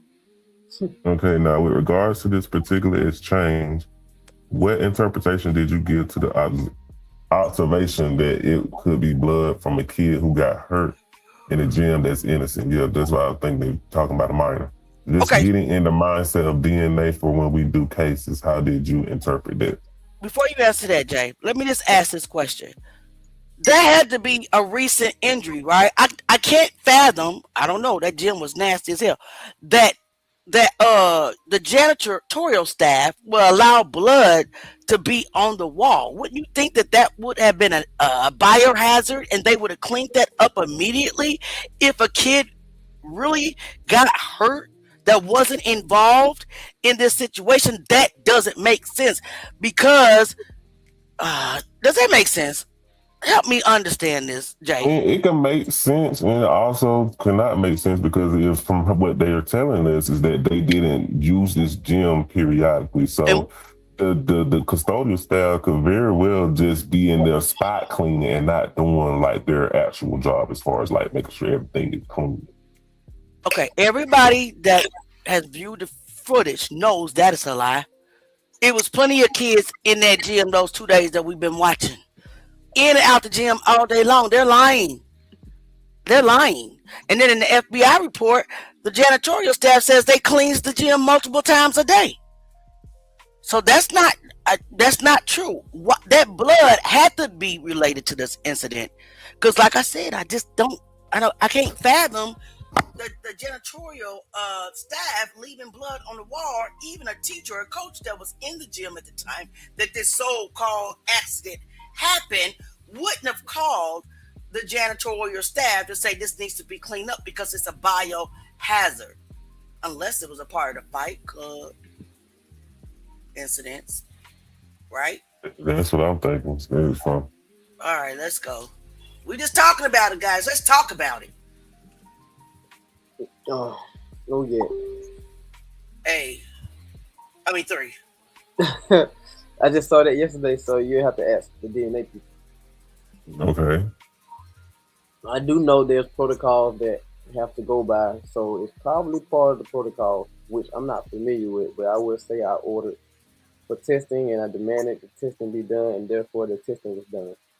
All right. Whereupon plaintiffs Exhibit 30 having been marked for identification, the same is attached here too. Okay, plaintiffs Exhibit 31. Do you recognize that? Again, this is just part of the packet that you requested. I was not involved in this, but it looks like it's from Letitia West to Jack Winningham. Niles County SO summary states eliminate the victim from the blood. No suspects. Autopsy gives no foul play involved. Kid got stuck and died inside the mat. So basically, all they did was test the blood to see if it was Kendrick's or not. That doesn't make sense at all. That's it. That pisses me up that's crazy. So all they did was tested this blood that was on the wall just to eliminate KJ. Go ahead. I'm sorry. I didn't mean to interrupt you. I hate just speaking the words of him getting stuck in the mat and die like that. That jumps some damn Final Destination type crap. Right. The blood from wall was 34 feet from the mat. No signs of trauma to the body. Okay, wait a minute. I'm sorry to interrupt you. She just said, you just contradicted yourself. The blood from the wall was 34 feet from the mats. So why would you think it was KJ's blood? Why would you eliminate only KJ? If it was that far from the mat, then don't you think you should have tested it? Exactly. And investigated the blood a little bit more instead of disregarding it? Because if you saying that he got himself stuck in that mat, then obviously if the blood is 34 feet from the mat, then as soon as they said something about a possibility of foul play, they should have ran up that blood more than just out of from KJ. But like you just said, why would they do it just on him if he's 34 feet away from the own mat? Right. It's crazy work. I'm sorry, I ain't gonna interrupt you no more. And then also too, with it being 34 feet away from the mat, that's not like exactly beside it. Like that's some, it ain't a good distance away, but it's not beside it. So right, something had to happen over there. But the narrative that y'all trying to give to the public is that he went in there to go get his shoe, and that's how he died in the mat. Mm-hmm. So something else had to happen over where the blood was on the wall, right, away from where the mats were. And could it be the Fight Club? Could it be the person that KJ allegedly may have been fighting? KJ got the best of him. That's why he got jumped. I don't know. But we're going to find the F out. That's for sure. And then also, too, if you're going, because I have not seen nothing yet that suggests this, but if you're going to test some blood on the wall that was 34 feet away from the mats, did y'all go test any other area near the gym, i.e. the locker room? Listen, we have no photos of the locker room, no video footage of the locker room, and we have it of the bathroom. Why do we only have it of the bathrooms? Right? Because isn't the locker room and wrestling room in close proximity to the gym? I thought so. You know, wall just separates the three. So why do we not have any photos or any footage of that on the inside of that? You know, those locations. That doesn't make sense, does it? No. I am so sorry, Jay. I'll read this for you, okay? It is pretty long. You want me to read this? I don't know how long it is. I know I see that it must be longer than that. It is. God. You want me to read it? Where was it? Okay, kid got stuck and died inside the mat. Blood from wall was 34 feet from the mat. From the mat. No signs of trauma to the body. Lying asshole. Everybody type lying asshole in the comments talking about no trauma to the body. Oh, lying asshole. Let's go. I'm sorry. Somebody type it in the comment. Spell it Heaux. Yeah. Somebody, she's lying. But go ahead. Blood from tissues found from a trash can might what? Blood from tissues found from a trash can. Okay, might be submitted. I thought I was goddamn tripping. I informed Jack that since the item is not coded as eligible, that we can't DNA test it unless he has leads or can prove that it would be useful in the investigation. What? That's somebody that died and it's blood all over the place and tissue up blood. Man, come on, man.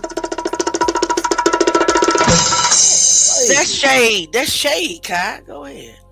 He said he would call back with his lieutenant about the case. He'll get back with me. It wasn't that long, Auntie. Do you know what they mean by code is eligible? No. Object to the form? No, again, we discussed that earlier. I don't know exactly what they mean. Whereupon plaintiff's exhibit 32, having been marked for identification, the same is attached here too. I'll have you plaintiff's exhibit 32 and ask you to identify that for us. Conversation record again. The only reason I've looked at this is because you requested forms. Letitia West to Lieutenant Stride Jones of Lyons County Sheriff's Office. Summary is Lieutenant Jones left me a VM to call him back. I guess that was my voice message, y'all. Right. At 9:08, I left Lieutenant Jones a VM voice message. At 9:16, let's say voice message, so everybody understand it. At 9:16, Lieutenant Jones left a voice message. At 9:25, I called back. Lieutenant Jones said the medical examiner wants to make sure it's the victim's blood. Due to circumstances, the medical examiner needs to know the determined cause of death. They are not interested in coders. I told him I would have Stephanie Power call him first thing Monday morning to let her approve the DNA search. No, this particular conversation record, it makes reference to the medical examiner. Who is the medical examiner that they are making reference to? Object to the form, but I would assume it's me since I did the autopsy. And it says that Lieutenant Jones said the medical examiner wants to make sure it's the victim's blood. Did you have a conversation with Lieutenant Jones where you expressed to him your desire to make sure it was the victim's blood? As discussed earlier on the report of medical examiner, I demanded they do testing on that blood they recovered from the wall.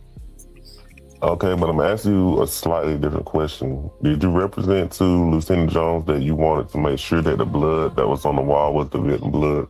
No, I wanted to see whose blood it was. I wanted to know whether it was the victim's or not. Okay, then it goes further and says, due to circumstances, the medical examiner needs to know, determine the cause of death. They're not interested in CODIS. Do you know whether you expressed to Lieutenant Jones that you were not interested in CODIS? I don't think I've ever used the word of CODIS pertaining to this case, other than just reading them now. And when it says here, due to circumstances, the medical examiner needs to know, determine the cause of death. How did you interpret that statement? Object to the form, but you may. We just guessed what happened and just put it on paper. Right. Again, all I can say is that I informed the sheriff officer that I would not sign the autopsy out. I could not 100% determine the cause of death unless DNA was done on the blood on the wall and the blood in the girl's bathroom. So when they did a DNA exam of the blood on the wall and the one in the bathroom, and they tell you, well, the blood on the wall is not Kendrick's. That's what the results showed, correct.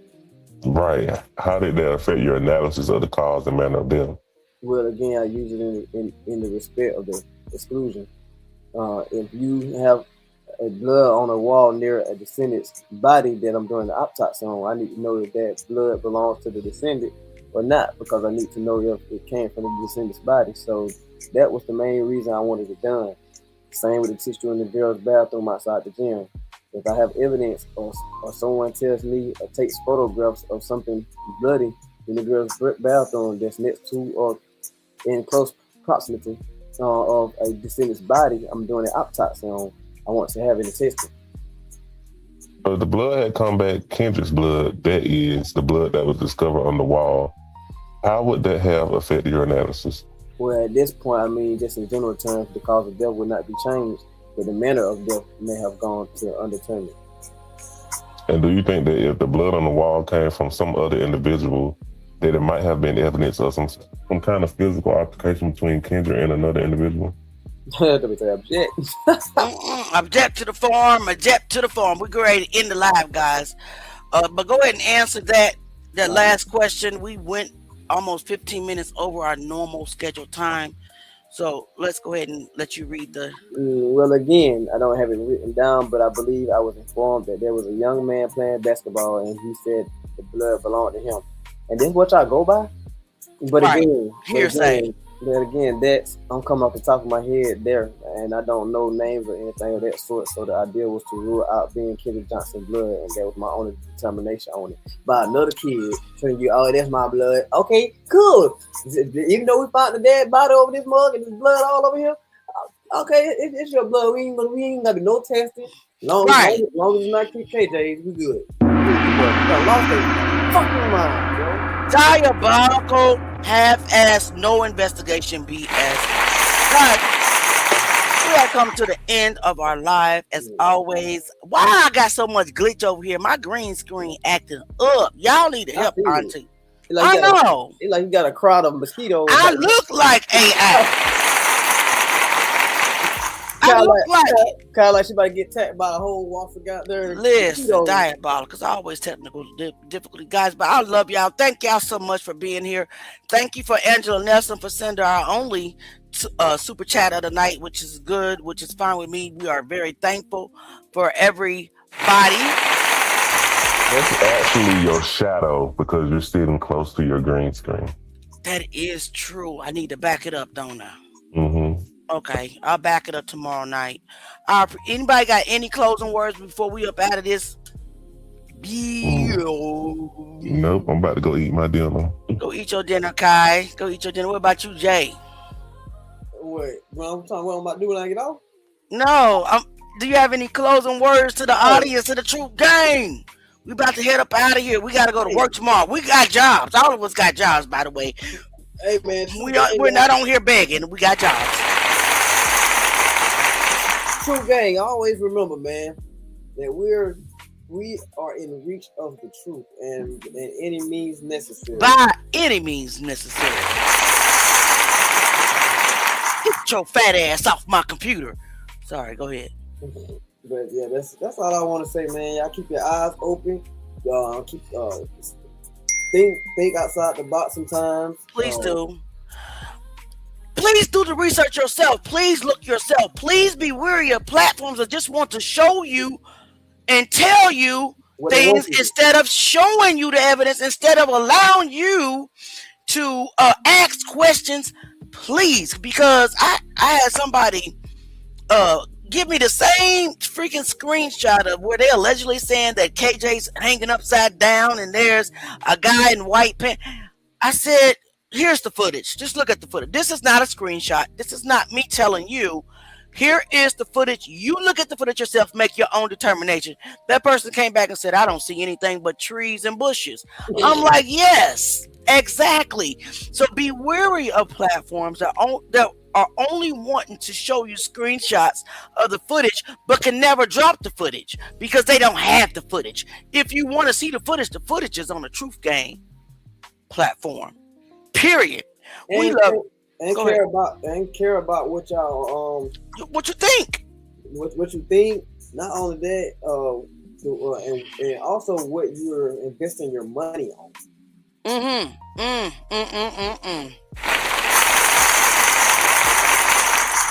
Wow, that's very important, Jay. Because if questioning someone that you're investing your money on is a problem, that should be a problem to you also. Right. That should be a red flag to you also. Right. And if anybody is collecting money on the guise of one goal, etc., etc. I mean, just example, i.e. is example. An example, a billboard, but did not talk to you about the money that you donated and said, hey, I'm going to switch this money from collected from the billboard and we're going to pay an activist, then that's the issue. Red flag. Red flag. On this panel, we want you to see it for yourself. We don't want to just take a screenshot or copy one or two things and tell you. We want you to know it all. We want you to see it all. We're going to talk about it all. I mean, I got some little slack, like I said, on the post, the memory post that I did about Alfred Pierre Bradley, the one that had the autopsy right before Kendrick. And, you got some of those shady people mad about that, saying that, there's no connection. The only connection that we said was the fact that Dr. Gaffney-Kraft did the autopsy, and it was within hours of each other, and it wasn't enough time to do both autopsies within 3 hours. You know what I'm saying? That's just crazy. But anyway, Kai, you got anything to say? Because we about to end this. All right, guys, we love y'all. Thank y'all so much for being here. Thank you so much. Jay, they said we need to get Jay a mic. Hard to him. Well, we can barely get donations, so we can't get equipment. So, we're doing our best. And I agree that it's hard to hearing, but I do believe that one day that we will be able to increase. I got y'all, man. I got y'all. I'm sorry. It's all right. I mean, we can only do what we do. We make it do what it do. We make it do what it do. But anyway, we love y'all. We appreciate y'all. We'll see y'all hopefully tomorrow. Truth Gang, drop it on the way out. This ain't clout. This ain't view. No. It's true. It's true. It's pain. Hey. No matter where it leads, we still going. No matter where it leads, we still going. Truth Gang. We love y'all. Truth Gang in the building. Still don't break. Every lie getting heavy. Feel the weight that it takes. Yeah, wait. No silence, no fear. We've been carrying pressure. Carry that. Hey, Truth If it's Gang, dark, baby. we bringing light. Now it's now, it's never. Right now. Truth Gang, we been standing through the pain in the rain. Do it all. Every loss, every tear, yeah, we carry the names. Say they name. No matter where it lead, we still stand. Still stand. 10 toes in the fire, it's the Truth Gang. Down. We don't move our feelings. Everybody, we move drop our justice for Kendrick Johnson. Paperwork timeline. Everybody, yo, we double drop check. free Karmelo If it don't add in the up, comments. then we questioning it. If it's hidden in the dark, we addressing it. Bring it out. They want silence, they want fear, they want control. They want narratives push that we don't expose. They lie, but we build different, yeah, we cut from truth. Real talk. We don't water down proof just to make it sound smooth. No way. We ain't running from nothing but a lie. Nah. And when we do run, we running towards the truth. Go time. Every step heavy, but we still don't fold. Don't fold. Because the truth worth more. We love y'all, family. We've been hurting, but we still don't break. We still don't break. Don't break. Don't break. Every lie getting heavy to the way that it takes. That way we want the truth. The truth, nothing but the truth.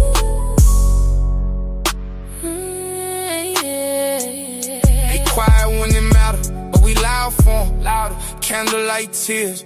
Yeah, we cry for 'em, still crying. They wanna check, try to sell the pain. Nah, but we want truth, we want real names. Real names. Ain't no healing if the truth is. No heal. Ain't no peace if they slide it. They politic trying to twist the story, but we 10 toes, yeah, we fight for it. Stand on it. We done seen cover-ups, we done seen delay. We done seen evidence get pushed away. Pushed out. We done seen families cry with no answers. While the truth get buried under lies and distractions. But we still here and we still pushing forward. Even when it get heavy, we going harder. It's bigger than views. Bigger than. Please like, share, and subscribe.